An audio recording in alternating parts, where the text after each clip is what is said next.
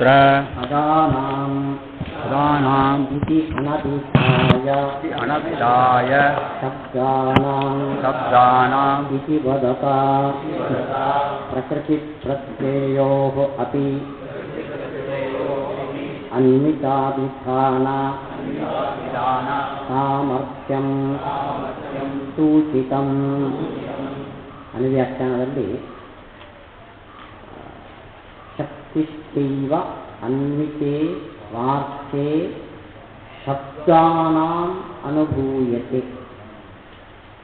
ಇಲ್ಲಿ ಮೂರು ಅಂಶ ಗಮನಿಸಿದ್ದಾರೆ ಟೀಕಾಕೃತ್ಪಾದರು. ಒಂದು ಶಬ್ದ ಅಂತ ಯಾಕೆ ಹೇಳಿದರು, ಪದ ಅನ್ನೋ ಶಬ್ದವನ್ನು ಬಿಟ್ಟು ಶಬ್ದ ಅಂತ ಯಾಕೆ ಹೇಳಿದರು, ಶಬ್ದಾನಾಂ ಅಂತ ಬಹುವಚನ ಯಾಕೆ ಹೇಳಿದರು, ಬಹುವಚನ ಯಾಕೆ, ಶಬ್ದ ಯಾಕೆ, ಇವೆರಡಕ್ಕೂ ಉತ್ತರವನ್ನು ಟೀಕಾಕೃತ್ಪಾದರು ಹೇಳ್ತಾರೆ. ಸಂಸ್ಕೃತದಲ್ಲಿ ಶಬ್ದ ಪದ ಇವೆರಡಕ್ಕೆ ಸ್ವಲ್ಪ ವ್ಯತ್ಯಾಸ ಇದೆ. ರಾಮಃ ಇದು ಪದ, ರಾಮ ಇದು ಶಬ್ದ. ವಿಷಯ ವಿಭಕ್ತಿ ತಗೊಳ್ಳಿ. ರಾಮಃ ಗ್ರಾಮಂ ಗಚ್ಚತಿ ಅಥವಾ ಗೃಹಂ ಗಚ್ಚತಿ. ಗೃಹಂ ಎಂಬಲ್ಲಿ ಗೃಹಂ ಎಂಬುದು ಪದ, ಗೃಹ ಅಂ ಅನ್ನೋದು ಶಬ್ದ. ಶಕ್ತಿ ಯಾವುದಕ್ಕೆ, ಪದಕ್ಕೋ ಶಬ್ದಕ್ಕೋ? ಅಂದರೆ ಪದಕ್ಕೆಲ್ಲ ಶಬ್ದಕ್ಕೆ. ಗೃಹಂ ಅಂದಾಗ ಗೃಹ ಅನ್ನೋ ಶಬ್ದಕ್ಕೆ ಶಕ್ತಿ ಇದೆ, ಅಂ ಅನ್ನೋ ಶಬ್ದಕ್ಕೆ ಶಕ್ತಿ ಇದೆ. ಪದಾನಾಂ ಶಕ್ತಿ ಅಂದರೆ ಗೃಹಂ ಅನ್ನೋದಕ್ಕೆ ಶಕ್ತಿ ಅಂತ ಹೇಳಿದಾಗ, ಶಬ್ದಾನಾಂ ಶಕ್ತಿ ಅಂತ ಹೇಳಿದ್ರೆ ಗೃಹ ಅನ್ನೋದಕ್ಕೂ ಶಕ್ತಿ ಇದೆ, ಅಂ ಅನ್ನೋದಕ್ಕೂ ಶಕ್ತಿ ಇದೆ. ಏನಂತ ಪದ ಶಬ್ದವನ್ನು ಬಿಟ್ಟು ಶಬ್ದ ಎಂಬ ಶಬ್ದವನ್ನು ಉಪಯೋಗ ಮಾಡಲಿಕ್ಕೆ ಕಾರಣ ಪ್ರಕೃತಿ ಪ್ರತ್ಯಯ, ಗೃಹ ಅಂ ಇವೆರಡರಲ್ಲಿ ಪ್ರತ್ಯೇಕ ಒಂದೊಂದಕ್ಕೂ ಶಕ್ತಿ ಇದೆ ಅಂತ ತಿಳಿಸುವ ಕಾರಣಕ್ಕೋಸ್ಕರ ಆಚಾರ್ಯರು ಪದಾನಾಂ ಅನ್ನದೇ ಶಬ್ದಾನಾಂ ಇಲ್ಲ. ಅಲ್ಲಿಗೆ ನಾವು ಹಿಂದೆ ಕೇಳಿದೆವು, ಗೃಹ ಅನ್ನೋ ಶಬ್ದ ಮನೆ ಅಂತ ಅರ್ಥ ಹೇಳುತ್ತೆ, ಅಮ್ಮ ಅನ್ನೋದು ಕರ್ಮ ಅಂತ ಅರ್ಥ ಹೇಳುತ್ತೆ. ಮನೆಯೇ ಕರ್ಮ, ಅವೆರಡಕ್ಕೆ ಸಂಬಂಧ ಯಾವುದು ಹೇಳುತ್ತೆ? ಈಗ ಗೃಹ ಅನ್ನೋ ಶಬ್ದಕ್ಕೆ ಇತರಾನ್ವಿತ ಗೃಹವೂ ಅರ್ಥ, ಅಮ್ಮ ಅನ್ನೋದಕ್ಕೆ ಇತರಾನ್ವಿತ ಕರ್ಮತ್ವವೂ ಅರ್ಥ. ಇತರ ಅಂದರೆ ಇದಕ್ಕೆ ಇತರ ಅಂದರೆ ಯಾವುದು, ಇದು, ಇದಕ್ಕೆ ಇತರ ಅಂದರೆ ಇದು. ಅಲ್ಲಿಗೆ ಇವೆರಡರ ಅನ್ವಯವನ್ನು ಕೂಡ ಇವೆರಡು ಪದಗಳು ಕೇಳಿತು. ಅಲ್ಲಿಗೆ ಗೃಹದಲ್ಲಿ ಕರ್ಮತ್ವ ಇದೆ ಅನ್ನೋದು ಅನ್ವಯದಲ್ಲೂ ಶಕ್ತಿ ಇರೋದ್ರಿಂದ ಇವೆರಡಕ್ಕೆ ಸಂಬಂಧದಲ್ಲೂ ಶಕ್ತಿ ಇದೆ. ಆದ್ದರಿಂದ ಗೃಹದಲ್ಲಿ ಕರ್ಮತ್ವ ಅನ್ನೋ ಅರ್ಥ ತಿಳಿಯುತ್ತದೆ ಅಂತ ಶಬ್ದದಿಂದ ಇದನ್ನು ಆಚಾರ್ಯರು ತಿಳಿಸಿದ್ದಾರೆ.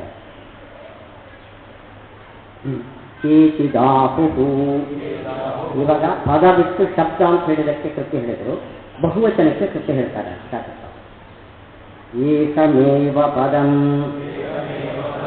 ಅನ್ವಿತಾಭಿಧಾಯಿ ಇತರಾಣಿ ತು ಪದಾನಿ ತತ್ಪ್ರತಿಯೋಗಿ ಸನ್ನಿಧಾಪನ ಮಾತ್ರೇ ಏವ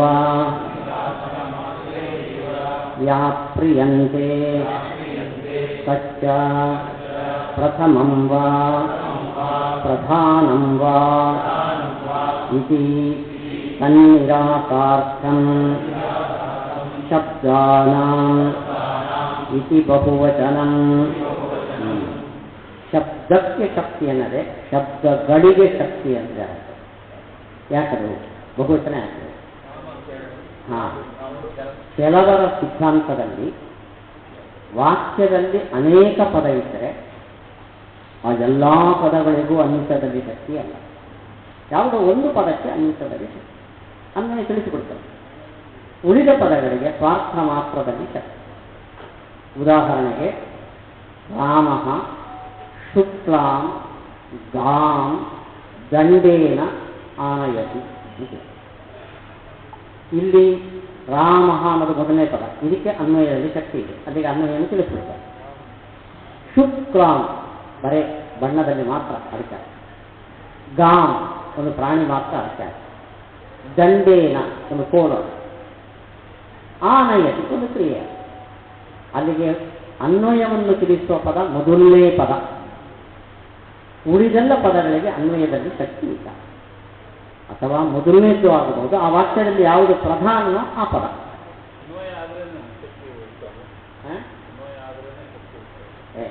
ಶಕ್ತಿ ಇದ್ರೆ ಅನ್ವಯ ತಿಳಿಯುತ್ತೆ.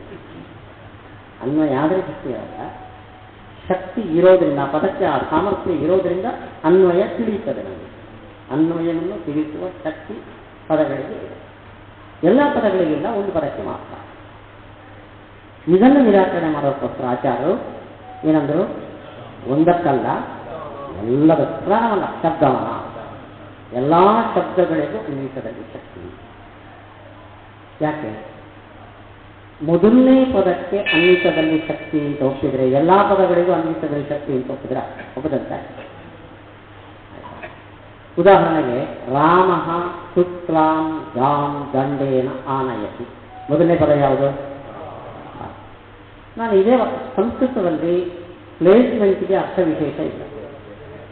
ಶುಕ್ಲಾಂ ಗಾಂ ರಾಮ ಆನಯತಿ, ಮೊದಲನೇ ಪದ ಯಾವುದು?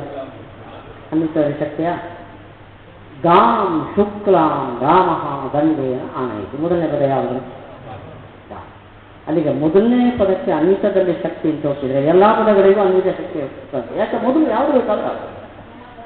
ಆದ್ರಿಂದ ಮೊದಲನೇ ಇತ್ತು ಅಂತ ರಿಸ್ಟ್ರಿಕ್ಷನ್ ಮಾಡೋದು ಒಂದೇ, ಎಲ್ಲ ಪದಗಳಿಗೂ ಅನ್ವಿತದಲ್ಲಿ ಶಕ್ತಿ ಅಂತ ಹೇಳೋದು ಒಂದೇ. ಆದ್ದರಿಂದ ಒಂದಕ್ಕೆ ಅಂತ ಹೇಳಕ್ಕೆ ಬರಲ್ಲ, ಎಲ್ಲದಕ್ಕೂ ಅನ್ವಿತ ಶಕ್ತಿ ಅನ್ನೋ ವಿಷಯಕ್ಕೋಸ್ಕರ ಶಬ್ದಾನ ಅಂತ ಬಹುವಚನ ಹೇಳಿದ್ದಾರೆ.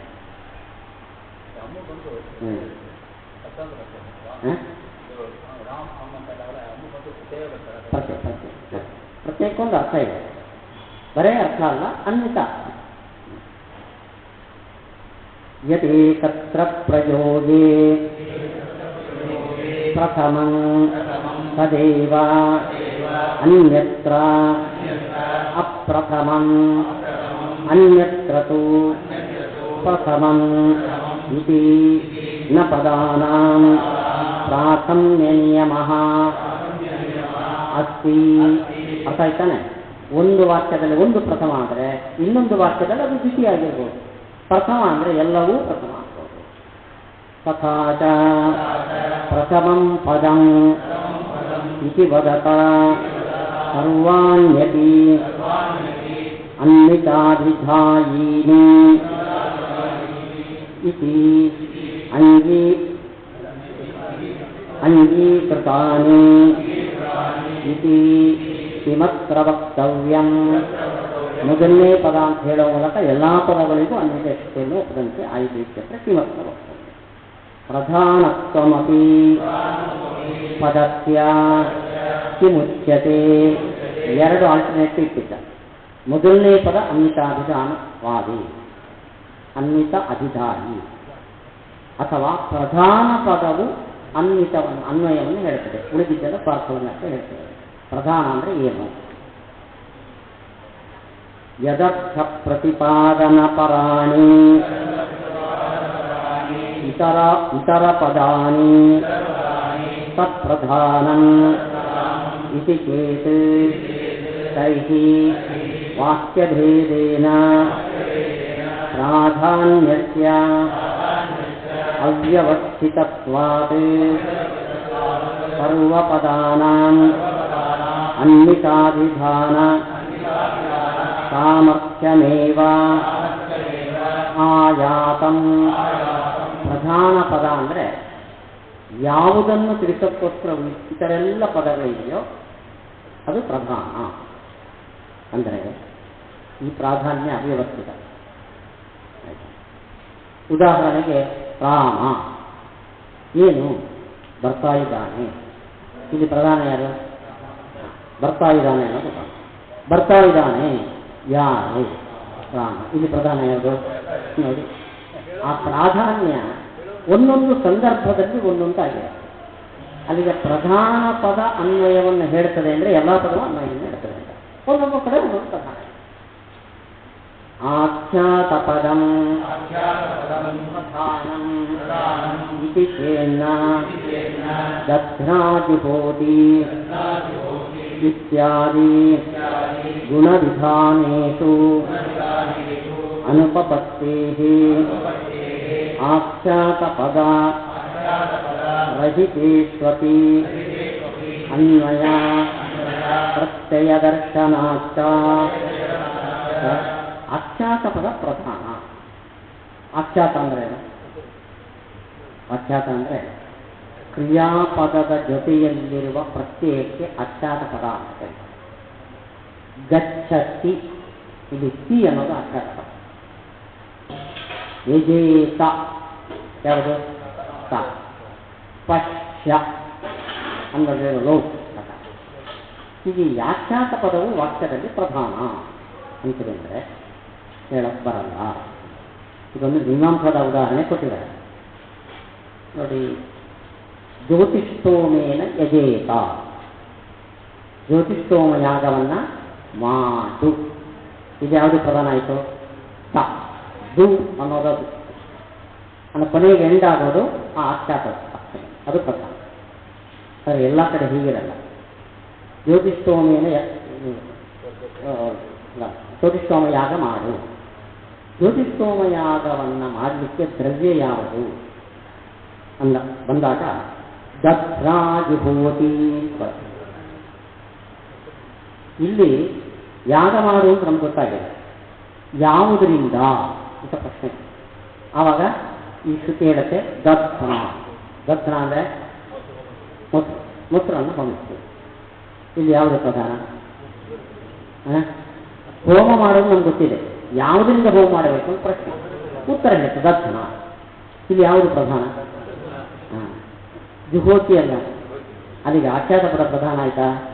ಇಲ್ಲ. ಆದ್ದರಿಂದ ಪ್ರತಿಯೊಂದು ವಾಕ್ಯದಲ್ಲೂ ಆಖ್ಯಾತವೇ ಪ್ರಧಾನ ಆಗಿರ್ತದೆ ಅಂತ ನಿಯಮ ಇಲ್ಲ. ಕೆಲವು ಕಡೆ ನಾಮಪದವೂ ಪ್ರಧಾನ ಆಗಿರಬಹುದು. ಇನ್ನು ಆಖ್ಯಾತ ಪ್ರಧಾನ ಅನ್ನೋದು ನಮ್ಮ ಅನುಭವಕ್ಕೂ ಇರುತ್ತೆ. ಆಖ್ಯಾತ ಪದ ಇಲ್ಲದೇ ಇರುವ ಸೆಂಟೆನ್ಸ್ ಇದೆ ಆಯ್ತಾ? ಎಲ್ಲ ಪದದಲ್ಲೂ ಕ್ರಿಯಾಪದ ಕಂಪಲ್ಸರಿನ ಅಲ್ಲ. ಕ್ರಿಯಾಪದ ಇಲ್ಲದೇ ಇರುವ ಸೆಂಟೆನ್ಸು ಇದೆ. ಇದು ನಮ್ಮ ಸಿದ್ಧಾಂತ. ಹೇಗಿದೆ ನೋಡ್ರಿ. ಈ ಪುಸ್ತಕ ಸುಧಾ ಪುಸ್ತಕ ಇದೆ. ಇದು ಕ್ರಿಯಾಪದ ಇದೆಯಾ? ಇದು ಸುಧಾ ಪುಸ್ತಕ ಕ್ರಿಯಾಪದ ಇದೆಯಾ? ಇದಂ ಸುಧಾ ಪುಸ್ತಕಂ ಕ್ರಿಯಾಪದ ಇದೆಯಾ? ಆಖ್ಯಾತ ಪ್ರಧಾನ ಅಂದರೆ ಇಲ್ಲಿ ಬೋಧಭಕ್ತರು ಇದು ಅಂತ ಅಜ್ಞಾತ ಪದ ಇರಲೇಬೇಕು ಅಂತ ನಿಯಮ ಇಲ್ಲ. ಅದಕ್ಕೊಂದು ಉದಾಹರಣೆ ಕೊಟ್ಟಿದ್ದಾರೆ ನೋಡ್ರಿ. ನಹಿ ಪರಿಣತಿ ಸುರತಂ ಪನಸ ಫಲಂ ಇತ್ಯಾದೌ ಅನ್ವಯಃ ನ ಪ್ರತೀಯತೆ ಇತಿ ಯುಕ್ತಂ ಅನುಭವ ವಿರೋಧ. ಇದು ಸೌಖ್ಯಂದ್ರ. ಇಲ್ಲಿ ಬೇಕಾದಷ್ಟು ಹಲಸಿನ ಹಣ್ಣು ಸಿಗುತ್ತೆ. ನಿಮಗೆ ಹೊತ್ತು ಅಂದ್ಕೊಳ್ಳಿ. ಇನ್ನು ಹಲಸಿನ ಹಣ್ಣು ಹಣ್ಣಾಗಲಿಲ್ಲ, ಅರ್ಧ ಹಣ್ಣಾಗಿದೆ, ಬಿಡ್ತಾ ಇದೆ. ನಾನು ಹೇಳಿದರೆ ಹಲಸಿನ ಹಣ್ಣು ಯಾವತ್ತೂ ಮಾಗಿದ್ರೆ ರುಚಿ. ಪರಿಣತಿ ಸುರಸಂ ಪನಸ ಫಲಂ. ಪರಿಣತಿ ಅಂದರೆ ಮಾಗೋದು. ಸುರಸಂ ಒಳ್ಳೆ ಸಿಹಿಯಾಗಿರುತ್ತೆ. ಆಚಾರ್ಯ ನೀವು ಕ್ರಿಯಾಪದನ ಹೇಳಲಿಲ್ಲ, ಅಬ್ಜೆಕ್ಷನ್ ಮಾಡ್ತೀರಾ ನನಗೆ? ಇಲ್ಲಿ ಕ್ರಿಯಾಪದ ಇದೆಯಾ? ಮಾಗಿದ ಹಲಸು ರುಚಿಯಾಗಿರುತ್ತೆ. ಇಲ್ಲಿ ಪರಿಣತಿ ಸುರಸಂ ಪನಸ ಫಲಂ ಕ್ರಿಯಾಪದ ಇಲ್ಲ. ಆದ್ದರಿಂದ ಕ್ರಿಯಾಪದವೇ ಪ್ರಧಾನ, ಆಖ್ಯಾತ ಪದವೇ ಪ್ರಧಾನ ಅಂತ ಹೇಳಲಿಕ್ಕೆ ಬರಲ್ಲ. ಆಖ್ಯಾತ ಪದ ಇಲ್ಲದಿದ್ದರೂ ಕೂಡ ಬಹುಸ್ಪರ.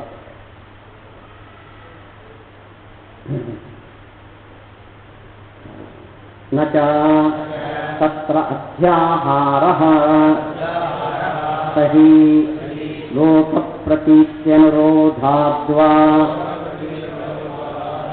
ಆಶ್ರಯಣೀಯಃ ಸ್ವಸಮಯ ಅನುರೋಧಾದ್ವಾ ನಾದ್ಯಃ ಲೋಕ ಪ್ರತೀತೇಃ ಪರ್ಯವಸಿತತ್ವಾತ್ ನ ದ್ವಿತೀಯಃ ತಸ್ಯೈವ ನಿರ್ಮೂಲತ್ವಾತ್ ಸಮಯಾಂತರಾನುರೋಧೇನ ತತ್ಪರಿತ್ಯಾಗಸ್ಯಾಪಿ ಸಂಭವಾತ್. ಅಲ್ಲ, ಪರಿಣತಿ ಸುರಸಂ ಪನಸ ಫಲಂ ಇದ್ದಾಗ ನಿಮಗೆ ವಾಕ್ಯ ಅರ್ಥ ಆಯಿತು. ಹೇಗೆ ಅರ್ಥ ಆಯಿತು ಅಂದರೆ ಭವತಿ ಅಂತ ನೀವು ಸೇರ್ಕೊಂಡು ಕ್ರಿಯಾ ಅತ್ಯಾಹ ಪರಿಣತಿ ಸುರಸಂ ಪರಸ ಫಲಂ ಭವತಿ ಅಂತ ಆಚಾರ್ಯ ಹೇಳಿದ್ದಾರೆ. ಆದರೆ ಅವರು ಹೇಳದಿದ್ದು ಅದು ಅಂಡರ್ಸ್ಟುಡ್. ಕ್ರಿಯಾಪದವನ್ನು ಅತ್ಯಾಹಾರ ಮಾಡಿಕೊಂಡೇ ನಮಗೆ ಅರ್ಥ ಬಂದಿದ್ದು. ಯಾರ ವಾದ ಇದು? ಕ್ರಿಯಾಪದ ಬೇಕೇ ಬೇಕು ಅಂತ ಹೇಳುವವರ ವಾದ. ಯಾರು ಹೀಗೆ ಹೇಳುವವರು? ನೈಯಾಯಿಕರಲ್ಲ, ವೈಯಾಕರಣರು. ನೈಯಾಯಿಕರಿಗೆ ಕ್ರಿಯಾಪದ ಬೇಕಾಗಿಲ್ಲ. ಅವರ ವಾಕ್ಯದ ಡೆಫಿನೇಷನೇ ಹಾಗೆ, ಏಕತಿ ವಾಕ್ಯ. ವಾಕ್ಯ ಅಂತ ಆಗಬೇಕಾದ್ರೆ ಏನಿರಬೇಕಲ್ಲಿ? ಕ್ರಿಯಾಪದ ಇರಲೇಬೇಕು. ಹೀಗೆ ಯಾರು ಅಂತಾರೋ ಪರಿಣತಿ ಸುರ ಸಂಪನ್ನಸಾರ ಅಂತ ಹೇಳಿದ್ಮೇಲೆ ಭವತಿ ಅಂತ ಆಚಾರ್ಯ ಯೋಚಿತ ಅತ್ಯಾಹಾರ ಮಾಡ್ಕೊತೀನಿ ನಾನು ಅಂದರೆ, ಅತ್ಯಾಹಾರ ಜನರ ಅನುಭವಕ್ಕೆ ಅನುಗುಣವಾಗಿ ಮಾಡ್ಕೊತೀಯೋ ಅಥವಾ ನಿನ್ನ ಸಿದ್ಧಾಂತಕ್ಕೆ ಅನುಗುಣವಾಗಿ ಮಾಡ್ಕೊತೀಯೋ? ಜನರ ಅನುಭವ ಭವತಿ ಅಂತ ಅತ್ಯಾಹಾರ ಮಾಡದಿದ್ದರೂ ಅವರಿಗೆ ಅರ್ಥ ಇಲ್ಲ. ನಿನ್ನ ಸಿದ್ಧಾಂತ ಪ್ರಕಾರ ಅಂದರೆ ನಿನ್ನ ಸಿದ್ಧಾಂತವೇ ತಪ್ಪು ಅಂತ ನಾನು ಹೇಳ್ತೀನಿ. ನಿನ್ನ ಸಿದ್ಧಾಂತ ಪ್ರಕಾರ ನೀನು ಮಾಡ್ಕೊಳ್ಳೋದಾದ್ರೆ ನನ್ನ ಸಿದ್ಧಾಂತ ಕ್ರಿಯಾಪದ ಬೇಕಾಗಿಲ್ಲ, ನಾನು ಮಾಡ್ಕೊಳ್ಳೋದು. ನನಗೆ ಮಾಡಬೇಕೋ ಮಾಡಬಾರ್ದು ಅಂದರೆ ಅವರವರ ಸಿದ್ಧಾಂತಕ್ಕೆ ಬಿಟ್ಟಿದ್ದು. ಅನುಭವ ಅವರ ಸಿದ್ಧಾಂತಕ್ಕೆ ಬಿಟ್ಟಿದ್ದ. ನಮ್ಮ ಸಿದ್ಧಾಂತ ಪ್ರಕಾರ ಹಲಸಿನಕಾಯಿ ಸಿಹಿ, ನಿಮ್ಮ ಸಿದ್ಧಾಂತ ಪ್ರಕಾರ ಹಲಸಿನಕಾಯಿ ಕಹಿ. ಹೌದಾ? ವಸ್ತು ಸಿದ್ಧಾಂತದಿಂದ ಬದಲಾವಣೆ ಆಗಲ್ಲ. ಅಂದ್ರೆ ನಮ್ಮ ಸಿದ್ಧಾಂತ ಪ್ರಕಾರ ಅತ್ಯಾಹಾರ ಮಾಡಿಯೇ ಬೋಧಾ ಅಂತ ಹೇಳುವುದು ಸಿದ್ಧಾಂತ. ಅಂದ್ರೆ ಲೋಕಾನುಭವದಲ್ಲಿ ಅತ್ಯಾಹಾರ ಇಲ್ಲದೇನೂ ಆಗತ್ತೆ. ಅದರಿಂದ ಕ್ರಿಯಾಪದ ಇಲ್ಲೇಬೇಕು ಅಂತಿಲ್ಲ. ಆದ್ದರಿಂದ ಆಖ್ಯಾತ ಪದವು ಪ್ರಧಾನ ಅನ್ನುವಾಗ ಸರಿ. ಏತೋ ವಿಶೇಷಾನ್ವಯೇ ಏವ ಶಕ್ತಿ ಪದಾನಾಂ ಇತಿ ಆಸ್ಥಿಷತಾ ಸನ್ಮತ ನಿರಾಕಾರ್ಯ ಅನ್ವಿತೆ ಇತಿ ಸಾಮಾನ್ಯೇನ ಉಕ್ತಂ ಉಪಪತ್ತಿದ್ದು ವಕ್ಷ್ಯಾಮಃ ಇತಿ. ಅನುವ್ಯಾಖ್ಯಾನದಲ್ಲಿರುವ ಮೂರನೇ ಪಾಯಿಂಟ್. ಮೊದಲನೇದು ಶಬ್ದ ಆಗ್ತದೆ, ಎರಡನೇದು ಬಹುವಚನ ಆಗ್ತದೆ, ಮೂರನೇದು ಅನ್ವಿತೆ ಶಕ್ತಿ ಅಂತ ಆಚಾರ್ಯರ ಕಥೆ ಇದೆ. ಪದಾನಾಂ ಅನುಭೂಯತೆ ಅನ್ವಿತೆ ಅಂದರೂ ಹೊರತು ಆನಯನಾನ್ವಿತೆ ಹೇಳಿದೆ. ಅನ್ವಿತೆ ಅಂದರೆ ಇನ್ನೊಂದು ಪದಾರ್ಥದ ಜೊತೆ ಅನ್ವಯ ಉಳ್ಳ ಅರ್ಥದಲ್ಲಿ ಪದಗಳಿಗೆ ಶಕ್ತಿ. ಅಲ್ಲಿ ಇನ್ನೊಂದು ಅನ್ನೋದನ್ನ ಕಾಮನ್ ಆಗಿ ಇರ್ತದೆ, ಯಾವುದು ಬೇಕಾದ್ರೆ ಅದು. ಮೀಮಾಂಸಕರದ್ದು ಒಂದು ವಾದ ಇದೆ. ಗಾಮ್ ಆನಯ ಎಂಬಲ್ಲಿ ಗೋಪದಕ್ಕೆ ಆನಯನಾನ್ವಿತ ಗೋವು ಅರ್ಥ. ಇದು ವಿಶೇಷಾನ್ವಿತಾಭಿಧಾನವಾದ ಅಂತ ಕರೀತಾರೆ. ಆ ಇತರ ಅನ್ನೋದು ಕಾಮನ್ ಆಗಿಬಿಡುವುದಿಲ್ಲ, ಜನರಲ್ ಆಗಿಬಿಡುವುದಿಲ್ಲ. ಮತ್ತೇನು? ಆನಯನ ವಿಶೇಷವಾಗಿ ವಿಶೇಷ ಅನ್ವಿತದಲ್ಲಿ ಶಕ್ತಿ. ಯಾರ ಸಿದ್ಧಾಂತ? ಮೀಮಾಂಸಕರ ಸಿದ್ಧಾಂತ. ನಮ್ಮಲ್ಲಿ ಅದು ಆನಯನನೋ ನಯನನೋ ಬಂಧನನೋ ದರ್ಶನನೋ ಇತರ.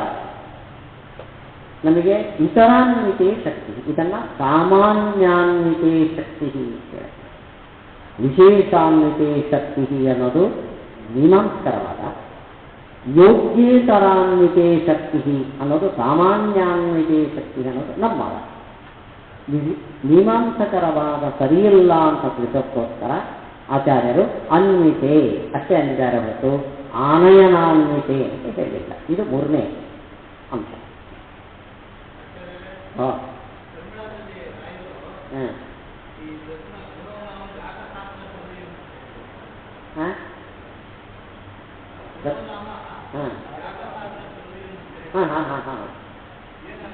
ಅದೇ ಗುಣವಿಧಾನ ಅಂತಿದೆ. ಗುಣ ಅನ್ನೋದಕ್ಕೆ ನಮ್ಮ ಪರಿಭಾಷೆಯಲ್ಲಿ ಅರ್ಥ ಕ್ವಾಲಿಟಿ, ಬಿಳಿ, ರುಚಿ, ಇದೆಲ್ಲ ಗುಣ. ಮೀಮಾಂಸಾದಲ್ಲಿ ಗುಣವಿಧಾನ ಅಂದರೆ ದ್ರವ್ಯ ವಿಧಾನ ಅಂತ. ಇವಾಗ ಯಾಗ ಮಾಡಬೇಕು ಅಂತ ಹೇಳಿದೆ, ಯಾವುದರಿಂದ ಯಾಗ, ಆ ಯಾಗದ ದ್ರವ್ಯ ಯಾವುದು? ಯಾವುದು? ದಧಿ. ಅಲ್ಲಿಗೆ ದಧಿ ಅನ್ನೋದು ಯಾಗಕ್ಕೆ ದ್ರವ್ಯ. ಯಾಗ ಅನ್ನೋದಕ್ಕೆ ಮೀಮಾಂಸಕರ ಮೀನಿಂಗು ದೇವತೋದ್ದೇಶೇನ ದ್ರವ್ಯ ತ್ಯಾಗ. ಇದು ಯಾಗ ಅಂದರೆ ಒಂದು ದೇವತೆಯನ್ನು ಉದ್ದೇಶಿಸಿಕೊಂಡು ನೀವು ದ್ರವ್ಯದ ತ್ಯಾಗವನ್ನು ಮಾಡಿದರೆ ಅದನ್ನು ಯಾಗ ಅಂತ ಕರೀತೀವಿ. ಅಲ್ಲಿಗೆ ಯಜೇತ ಅಂತ ಯಾಗ ಮಾಡ್ರಿ ಅಂತ ಬಂದಿದೆ. ಯಾವ ದ್ರವ್ಯ? ಯಾವುದದು? ದಧಿ. ಅಲ್ಲಿಗೆ ಗುಣವಿಧಾನ ಅಂದರೆ ಏನು? ಯಾಗಕ್ಕೆ ಬೇಕಾದ ದ್ರವ್ಯದ ವಿಧಾನ ಅಂತ. ಅದನ್ನ ಗುಣ ಅಂದರೆ ನಮ್ಮ ನೈಯಾಯಿಕರ ಗುಣವನ್ನು ಇಲ್ಲಿ ತರಬಾರದು. ಅದಕ್ಕೋಸ್ಕರ ರಾಯರು ದಧಿರೂಪ ದ್ರವ್ಯ ಅಂತ.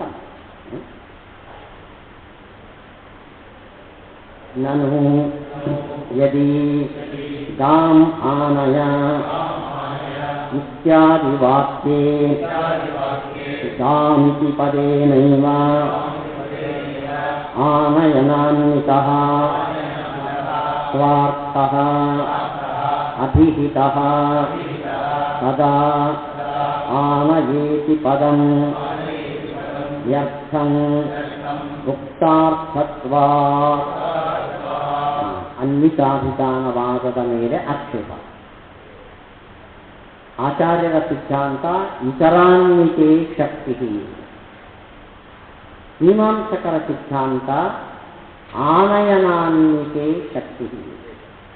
ವಿಶೇಷಾನ್ವಿತಾಭಿಧಾನವಾದದ ಮೇಲೆ ಆಕ್ಷೇಪ ಮಾಡಿ ಅದಕ್ಕೆ ಉತ್ತರವಾಗಿ ಸಾಮಾನ್ಯ ಅನ್ವಿತ ಅಭಿಧಾನ ನಮ್ಮ ವಾದವನ್ನು ಆಚಾರ್ಯರು ಟೀಕಾಕೃತ್ಪಾದರು ಆಚಾರ್ಯರ ವ್ಯಾಖ್ಯಾನ ಚಿಹ್ನೆಗಳಿಗೆ ಕೊಡ್ತಾರೆ. ವಿಶೇಷಾನ್ವಿತಾಭಿಧಾನವಾದದಲ್ಲಿ ಆಕ್ಷೇಪ ಇದೆ. ಇವಾಗ ಗಾಮ್ ಅನ್ನೋದಕ್ಕೆ ಹಸು ಅಂತ ಅಷ್ಟೇ ಅರ್ಥ ಅಲ್ಲ, ಕಿಂತು ಆನಯನಾನ್ವಿತ ಹಸು ಅಂತ. ಹಾಗಾದರೆ ಗಾಮ್ ಆನಯ ಎಂಬಲ್ಲಿ ಗಾಮ್ ಎಂಬ ಪದ ಎಷ್ಟು ಹೇಳ್ತು?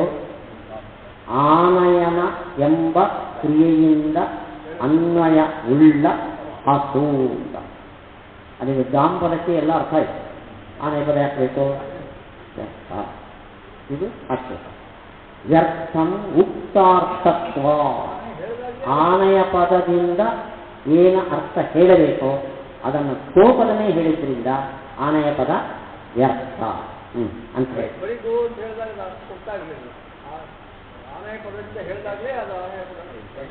ಆದರೆ ಗೋಪದ ಹೇಳಿದ್ರೆ ಎಷ್ಟು ಗೊತ್ತಾಯ್ತು ನಿಮಗೆ? ಅಲ್ಲಿಗೆ ಶಾಸ್ತ್ರದಲ್ಲಿ ಮಾತ್ರ ಶಕ್ತಿ, ಅನ್ವಯದಲ್ಲಿ ಶಕ್ತಿ ಬಿಟ್ಟರೆ. ನೀವು ಅನ್ವಯದಲ್ಲಿ ಶಕ್ತಿ ಅಂತ ಹೇಳಿದ ಮೇಲೆ ಗಾಮ್ ಹೇಳಿದಾಗ ಆನಯನಾನ್ವಿತ, ಅಲ್ಲಿಗೆ ಗೋಪದಕ್ಕೆ ಅನ್ವಿತದಲ್ಲಿ ಶಕ್ತಿ ಬಿಟ್ಟರೆ ಇಲ್ಲ. ನೀವು ಅನ್ವಿತದಲ್ಲಿ ಶಕ್ತಿ ಅಂತ ಹೇಳಿದ ಮೇಲೆ ಗೋಪದಕ್ಕೆ ಆನಯನಾನ್ವಿತ ಗೋವು ಅಂತ ಅರ್ಥ ಬರಬೇಕು. ಅಷ್ಟು ಬಸ್ದು ಅಂದರೆ ಆನೆ ಪದ ಹೇಳ್ತೀರಿ ವೇಗಿದು ವಿಚಾರ ಮಾಡಿದ್ರೆ ಇದರಲ್ಲಿ ತಪ್ಪ ಇಲ್ಲ. ಆನಯೇತಿ ಪದೇನ ಆನಯತ್ಯರ್ಥೇ ಅಭಿಹಿತೆ ಸತಿ ಆನಯತ್ಯರ್ಥ ಅನ್ವಿತಃ ಸ್ವಾರ್ಥಃ ಗೋಪದೇನ ಅಭಿಧೀಯತೆ ತೇನ ಆನಯೇತಿ ಪದಸ್ಯ ನ ವೈಯರ್ಥ್ಯಂ ಇತಿ ಚೇ. ನಿಮ್ಮದೇ ಪ್ರಶ್ನೆ ಇದೆ, ಸ್ವಲ್ಪ ಪರಿಷ್ಕಾರ ಮಾಡಿ ಹೇಳಿದ್ದಾರೆ ಟೀಕಾಕೃತ್ಪಾದ. ಅಲ್ಲ ಗಾಮ್ ಹೇಳಿದಾಗ ಆನಯನಾನ್ವಿತ ಗೋವು ಅಂತ ಬೋಧವಂತ, ಮತ್ತೆ ಯಾವಾಗ ಬಂತು? ಏವಂತ ಗಾಮ್ ಹೇಳಿ ಆನಯ ಅಂತ ಹೇಳಿದ ಮೇಲೆ ಗೋಪದದಿಂದ ಆನಯನಾನ್ವಿತ ಗೋವು ಅಂತ ಆನೆಯ ಪದ ಇಟ್ಟಬೇಕಲ್ಲ, ಹೌದಾ? ಹಾಗಾದ್ರೆ ಆನೆಯ ಪದ ಏನು ಹೇಳ್ತು? ಗಾಮ್ ಅಂತ ಹೇಳಿತು. ನಿಮಗೆ ಆನಯನಾನ್ವಿತ ಗೋ ಬೋಧ ಬರಲಿಲ್ಲ. ಆನಯ ಪದದಿಂದ ಆನಯನ ರೂಪ ಕ್ರಿಯೆಯು ತಿಳಿದ ಮೇಲೆ ಆ ಕ್ರಿಯೆಯಿಂದ ಅನ್ವಿತವಾದ ಗೋವು ಗೋಪದದಿಂದ ತಿಳಿತದೆ. ಆದರೆ ಆನಯ ಪದ ಏನು ಹೇಳ್ತೋ? ಕ್ರಿಯೆ, ಬರೇ ಕ್ರಿಯೆ. ನಿಮ್ಮ ಸಿದ್ಧಾಂತ ಎಲ್ಲ ಪದಗಳಿಗೂ ಅನ್ವಿತೆ ಸ್ವಾರ್ಥೆ ಶಕ್ತಿ. ಆನೆಯ ಪದ ಏನು ಹೇಳ್ತು? ಅನ್ವಿತ ಸ್ವಾರ್ಥವನ್ನು ಹೇಳ್ತಾ ಕೇವಲ ಆನಯನ ರೂಪ ಕ್ರಿಯೆಯನ್ನು ಹೇಳಿ. ಅಲ್ಲಿಗೆ ಆನೆಯ ಪದವು ಹೇಗೆ ಸ್ವಾರ್ಥದಲ್ಲಿ ಮಾತ್ರ ಶಕ್ತನೋ ಎಲ್ಲ ಪದಗಳು ಹಾಗಾಗಿ ಏನು ಅಪರಾಧ ಮಾಡಿದ್ದಾರೆ. ದತ್ತಶಿಲಾಂಜಲಿ ಸ್ಯಾತ್ ಅನ್ವಿತಾಭಿಧಾನವಾದ. ನೀವು ಅನ್ವಿತಾಭಿಧಾನವಾದಕ್ಕೆ ಎಳ್ನೀರು ಕೊಡಿ. ಎಳ್ನೀರಂದ್ರೆ ಈ ಎಳ್ನೀರಲ್ಲ, ಎಳ್ಳು ನೀರು. ಯಾಕೆಂದ್ರೆ ಆನೆಯ ಪದ ಅದು ಸ್ವಾರ್ಥವನ್ನು ಮಾತ್ರ ತಿಳಿಸೋದಾದರೆ ಉಳಿದ ಪದ ಏನು ಅಪರಾಧ ಮಾಡಿದೆ ಅವುಗಳು ಸ್ವಾರ್ಥವನ್ನು ಮಾತ್ರ ತಿಳಿಸಲಿ ಅಲ್ಲ. ಅನ್ವಿತಾಭಿಧಾನವೇ ಇದ್ದುಂಟು. ಆನಯೇತಿ ಪದೇನ ಆನಯತಿ ಅರ್ಥೇ ಆನಯನ ರೂಪ ಕ್ರಿಯೆಯು ಅಭಿಹಿತೇ ಸತಿ ಹೇಳಿದಾಗ ತದನ್ವಿತ ಸ್ವಾರ್ಥ ಗೋಪದೇನ ಅಭಿಧೀಯ. ಆಮೇಲೆ ಗೋಪದವು ಆನಯನಾನ್ವಿತ ಸ್ವಾರ್ಥವನ್ನು ಹೇಳ್ತದೆ. ಇತಿ ಆನಯೇತಿ ಪದಕ್ಕೆ ನವೈಯರ್ಥ್ಯಂ. ಆನಯ ಎಂಬ ಪದ ವ್ಯರ್ಥ ಅಲ್ಲ. ಇತಿಕೆ ತರ್ಹಿ ಆನಯೇತಿ ಪದಂ ಕೇವಲಂ ಸ್ವಾರ್ಥ ಮಾತ್ರಂ ಆಚಕ್ಷಾರಂ ಅನನ್ವಿತಾಭಿಧಾಯಿ ಪ್ರಾಪ್ತಂ ಯಥಾ ಚ ಇದಂ ಅನನ್ವಿತಾಭಿಧಾಯಿ ತಥಾ ಪದಾಂತರಮಪಿ ಸ್ಯಾತ್ ಇತಿ ದತ್ತಜಲಾಂಜಲಿಃ ಅನ್ವಿತಾಭಿಧಾನವಾದಃ. ಅಥ ಆನಯೇತಿ ಪದೇನ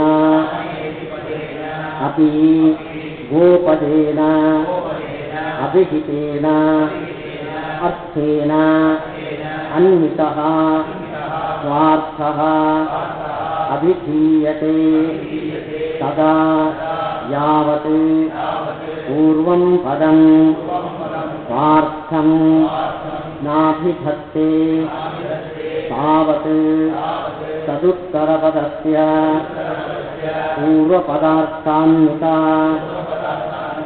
ಸ್ವಾರ್ಥಾಭಿಧಾನಂ ನಾಸ್ತಿ ಯಾವಚ್ಚ ಉತ್ತರಪದಂ ಸ್ವಾರ್ಥಂ ನಾಭಿಧತ್ತೆ ತಾವತ್ ಪೂರ್ವಪದಸ್ಯ ಉತ್ತರಪದಾರ್ಥಾನ್ವಿತ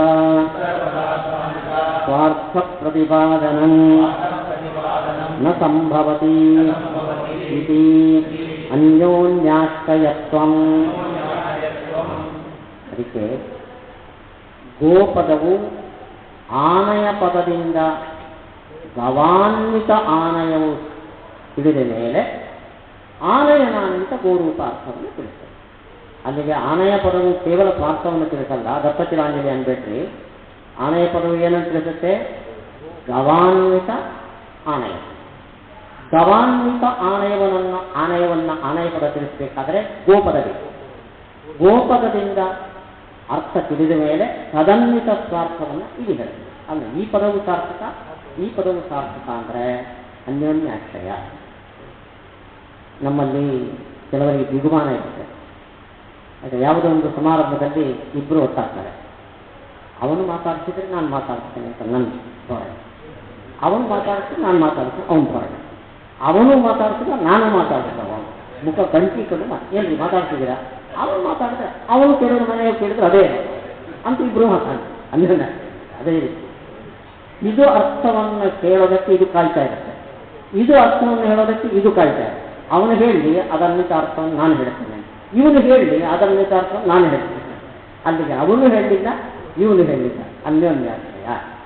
ಇದು ಅರ್ಥವನ್ನು ಕೇಳಿದ ಮೇಲೆ ಏತದನ್ವಿತಾರ್ಥವನ್ನು ಇದು ಹೇಳಿದ ಮೇಲೆ ಇದರ ಅನ್ವಿತಾರ್ಥವನ್ನು ಇದು ಹೇಳುತ್ತೆ. ಆನಯ ಪದವು ಗವಾನ್ವಿತ ಆನಯವನ್ನು ಹೇಳಿದ ಮೇಲೆ ಆನಯನಾನ್ವಿತ ಗೋವನ್ನು ಕೋಪದ ಹೇಳ್ತದೆ, ಅನ್ಯೋನ್ಯಾಶ್ರಯ. ಅಲ್ಲಿಗೆ ಅನ್ವಿತಾಭಿಧಾನದಲ್ಲಿ ಪರಸ್ಪರ ಅವಲಂಬನೆ ಇಲ್ಲ ಅಂದರೆ ಒಂದು ಪದ, ಪರಸ್ಪರ ಅವಲಂಬನೆ ಇದೆ ಅಂದರೆ ಅನ್ಯೋನ್ಯಾಶ್ರಯ. ಆದರೆ ಈ ಅನ್ವಿತಾಭಿಧಾನ ಮಾಡೋದನ್ನು ಸಮರ್ಥನೆ ಮಾಡೋದು ಹೇಗೆ ಸಮಸ್ಯೆ. ನ ಚ ವಾಕ್ಯಂ ಪರಸ್ಪರ ನಿರಪೇಕ್ಷಾಣಿ ಪದಾನಿ ಪ್ರಥಮಂ ಪದಾರ್ಥಾನ್ ಅನನ್ವಿತಾನ್ ಅಭಿಧಾಯ ಪಶ್ಚಾತ್ ಅನ್ಯೋನ್ಯಾನ್ವಿತಾನ್ ತಾನೇವ ಅಭಿಧದತಿ ಸ್ವಾ ಇತರೇತರಾಶ್ರಯತ್ವಂ ಇತಿ ಸ್ಥಿರವಿಧಾನ ಕಲ್ಪನಾಯಾಃ ಅಪ್ರಾಮಾಣಿಕತ್ವಾತ್ ಅಚೇತನೇಷು ಹಿರಣ್ಯವ್ಯಾಪಾರ ಅನುಪಪತ್ತೇಶ್ಚ. ಅದಕ್ಕೆ ಅವರು ಮಾತಾಡ್ತಿದ್ರೆ ನಾ ಮಾತಾಡ್ತೇನೆ, ನಾ ಮಾತಾಡ್ತಿದ್ರೆ ಅವರು ಮಾತಾಡ್ತೇನೆ ಅನ್ಯೋನ್ಯಾಶ್ರಯಕ್ಕೆ ಏನು ಮಾಡಬೇಕು ಅಂದರೆ ಇಬ್ಬರು ಮುಖ ನೋಡಿ ಮಾತಾಡ್ಸೋದು ಬೇಡ. ನೀನು ಈ ಕಡೆ ನೋಡೋ ಸತಿ ಮಾತಾಡ್ತೀವಿ, ಏನ್ರಿ ಬಂದ್ರ ಅವ್ನು ಆ ಕಡೆ ನೋಡಿ ಇಬ್ರು ಮಾತು ಶುರು ಆಯ್ತಾ, ಆಮೇಲೆ ಮುಖ ಕೊಡ್ತಾರೆ. ಹಾಗೆ ಇಲ್ಲಿ ಕೈ ಗಾಮ್ ಆನಯ ಎಂಬಲ್ಲಿ ಗಾಮ್ ಎಂಬ ಪದ ಆನಯನಾನ್ವಿತ ಗೋವನ್ನು ಹೇಳಿದರೆ ಈ ಪದದ ಅವಲಂಬನೆ ಬೇಕು. ಗಾಮ್ ಎಂಬ ಪದ ಮೊದಲು ಬರೇ ಗೋವು ಅಂತ ಅಷ್ಟೇ ಆಗ್ತದೆ, ಅನ್ವಯ ಇಲ್ಲ. ಆನಯ ಎಂಬ ಪದ ಬರೇ ಕ್ರಿಯೆಯನ್ನು ಹೇಳುತ್ತೆ. ಇದು ಕ್ರಿಯೆಯನ್ನು ಹೇಳಿತು, ಇದು ಒಂದು ಪ್ರಾಣಿಯನ್ನು ಹೇಳಿತು. ನೆಕ್ಸ್ಟ್ ಸ್ಟೆಪ್ಪಲ್ಲಿ ಆನಯನಾನ್ವಿತ ಗೋವನ್ನು ಗೋಪದ ಹೇಳುತ್ತೆ, ಗವಾನ್ವಿತ ಆನಯನನ್ನು ಆನಯ ಪದ ಹೇಳುತ್ತೆ. ಸರಿಯಾಗಿದೆಯೇ ಇದು? ಮೊದಲು ಸ್ವಾರ್ಥವನ್ನು ಮಾತ್ರ ಹೇಳೋದು, ಆಮೇಲೆ ಅನ್ವಿತ ಸ್ವಾರ್ಥವನ್ನು ಹೇಳೋದು. ಹೀಗೆ ಹೇಳ್ಬೋದಾ? ಅಲ್ಲಿಗೆ ಪದ ಎರಡು ಸತ್ವ ಅನ್ಯನಾಶ ಇಲ್ಲ, ಇಂಡಿಪೆಂಡೆಂಟ್ ಆಗಿ ಇದು ಗೋವು ಅಂತ ಅರ್ಥ ಹೇಳುತ್ತೆ, ಇದರ ಅವಲಂಬನೆಯೇ ಇಲ್ಲ. ಇದು ಆನಯನ ಅಂತ ಅರ್ಥ ಹೇಳುತ್ತೆ, ಇದರ ಅವಲಂಬನೆ ಇಲ್ಲ. ಒಂದಕ್ಕೊಂದರ ಅಪೇಕ್ಷೆ ಇಲ್ಲದೆ ಸ್ವಾರ್ಥವನ್ನು ಮೊದಲು ಹೇಳುತ್ತೆ, ಆಮೇಲೆ ಸ್ವಾರ್ಥ ತಿಳಿದ ಮೇಲೆ ಏತದನ್ವಿತ ಸ್ವಾರ್ಥವನ್ನು ಇದು ಹೇಳಿತು, ಏತದನ್ವಿತ ಸ್ವಾರ್ಥವನ್ನು ಇದು ಹೇಳುತ್ತೆ. ಹೀಗೆ ಅಂದರೆ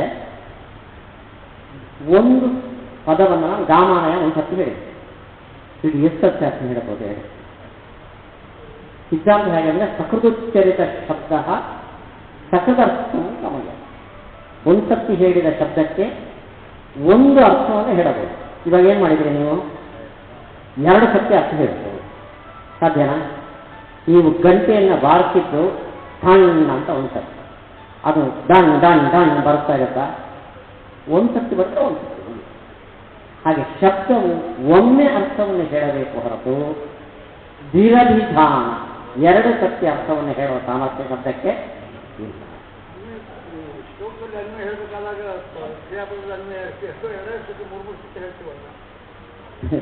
ಮೂರು ಸತ್ಯ ಅರ್ಥ ಏನು ಹೇಳ್ತೀವಿ?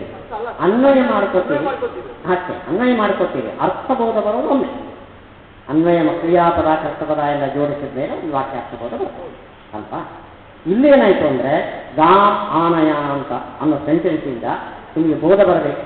ಉದ್ದ ಇದೆ ಅಂತ ಇಟ್ಕೊಂಡೆ ಸೆಂಟೆನ್ಸ್, ಒಂದೊಂದು ಪದದಿಂದ ಇಂಡಿವಿಜುವಲ್ ಆಗಿ ಒಂದೊಂದು ಅರ್ಥ ತಿಳಿದು ಆಮೇಲೆ ಒಂದಕ್ಕೊಂದು ಕಚ್ಕೊಳ್ಳೋದು ಕ್ರಮ ಇದೆಯಾ? ಆದ್ದರಿಂದ ವಿರವಿಧಾನ ಅನ್ನೋದು ಕಲ್ಪನೆ ಗೌರವ. ಒಂದು ಶಬ್ದ ಹೇಳಿದಷ್ಟಲ್ಲ ಅದಕ್ಕೆ ಏನು ಅರ್ಥ ಇದೆಯೋ ಗೊತ್ತಿದೆ.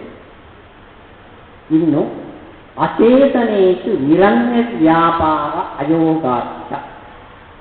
ನೋಡಿ, ದೀಪದಲ್ಲಿ ದೀಪ ಅದರಲ್ಲಿ ಎರಡು ಶಕ್ತಿ ಇದೆ.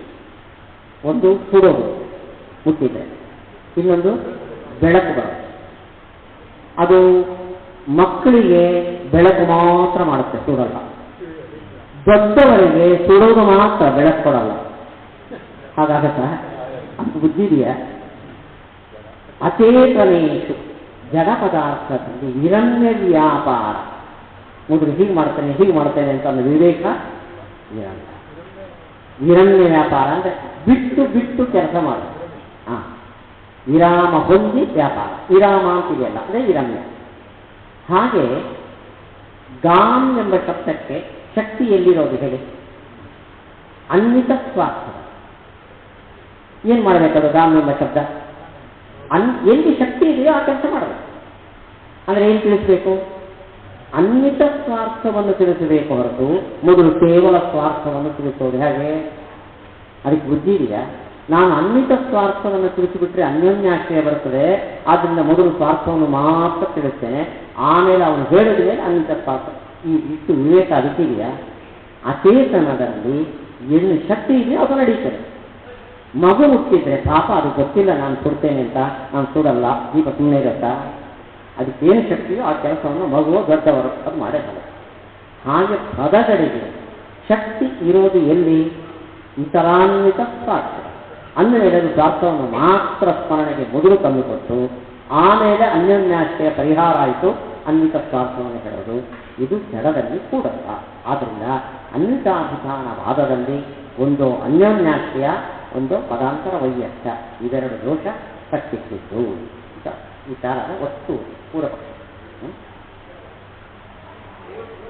ಕಿಂಚ ಪದಾನಾಂ ಅನ್ವಿತೇಷು ಅರ್ಥೇಷು ಶಕ್ತಿ ಗೃಹೀತಾ ಚೇತ್ ತಥಾ ವಿಧಾನೇವ ಪ್ರಥಮಂ ಅಭಿಗತ್ಯುಃ ನ ಚೇತ್ ಪಶ್ಚಾದಪಿ ಕಥಂ ಅಭಿಗತ್ಯುಃ ಇತಿ.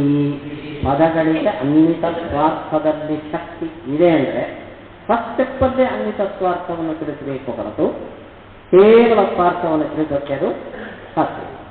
ಅನ್ವಿತ ಸ್ವಾರ್ಥದಲ್ಲಿ ಶಕ್ತಿ ಗೃಹೀತ ಆಗಿಲ್ಲ ಅಂದರೆ ಸೆಕೆಂಡ್ ಸ್ಟೆಪ್ಪಲ್ಲೂ ಅನ್ವಯವನ್ನು ತಿಳಿಸೋಕ್ಕೆ ಸಾಧ್ಯ ಇಲ್ಲ. ಗೃಹೀತ ಆಗಿದ್ರೆ ಮೊದಲನೇ ಸಲನೇ ಅನ್ವಿತ ಸ್ವಾರ್ಥ ಆಗಿಲ್ಲ ಅಂದರೆ ಆಮೇಲೂ ತಿಳಿಸೋಕ್ಕೆ ಸಾಧ್ಯ. ಆದ್ದರಿಂದ ಅನ್ಯೋನ್ಯಾಶ್ರಯ ಪದಾಂತರ ವೈಯಸ್ಯ ಇದ್ದಿದ್ದೇ. ಇಷ್ಟು ಪೂರ್ವಪಕ್ಷ. ಇದಕ್ಕೋಸ್ಕರ ಮಧ್ಯಾಹ್ನ ಮಾಡೋಣ. ಮಧ್ಯಾಹ್ನ 2:15 ಶುರು ಮಾಡಿ 3:45 ನಿಲ್ಲಿಸ್ಬಿಡೋಣ. 2:15 3:45. ಆಮೇಲೆ 15 ನಿಮಿಷ ಗ್ಯಾಪ್ ಕೊಟ್ಟು 4 ಗಂಟೆಗೆ ಇವತ್ತು ನಿನ್ನೆ ಥರ ಆ ಸಂವಾದ ಕಾರ್ಯಕ್ರಮ ಇದೆ, 2 ಸಂವಾದಕ್ಕೆ. ಅದು ಅದಕ್ಕೆ ಅವಕಾಶ ಮಾಡಬೇಕು. ಶ್ರೀಕೃಷ್ಣ.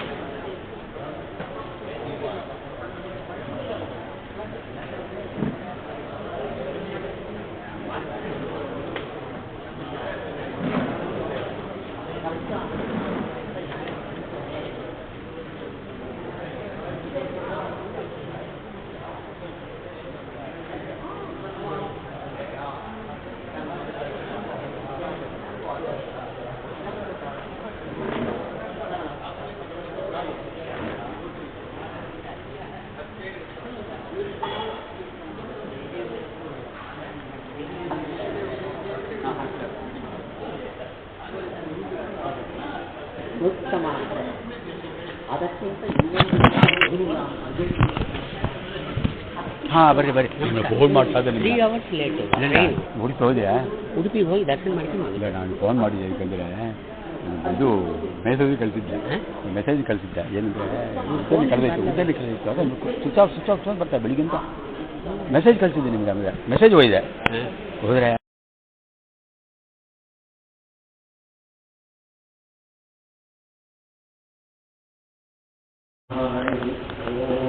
ಶ್ರೀ ಗುರುಭ್ಯೋ ನಮಃ. ಹರಿ ಓಂ.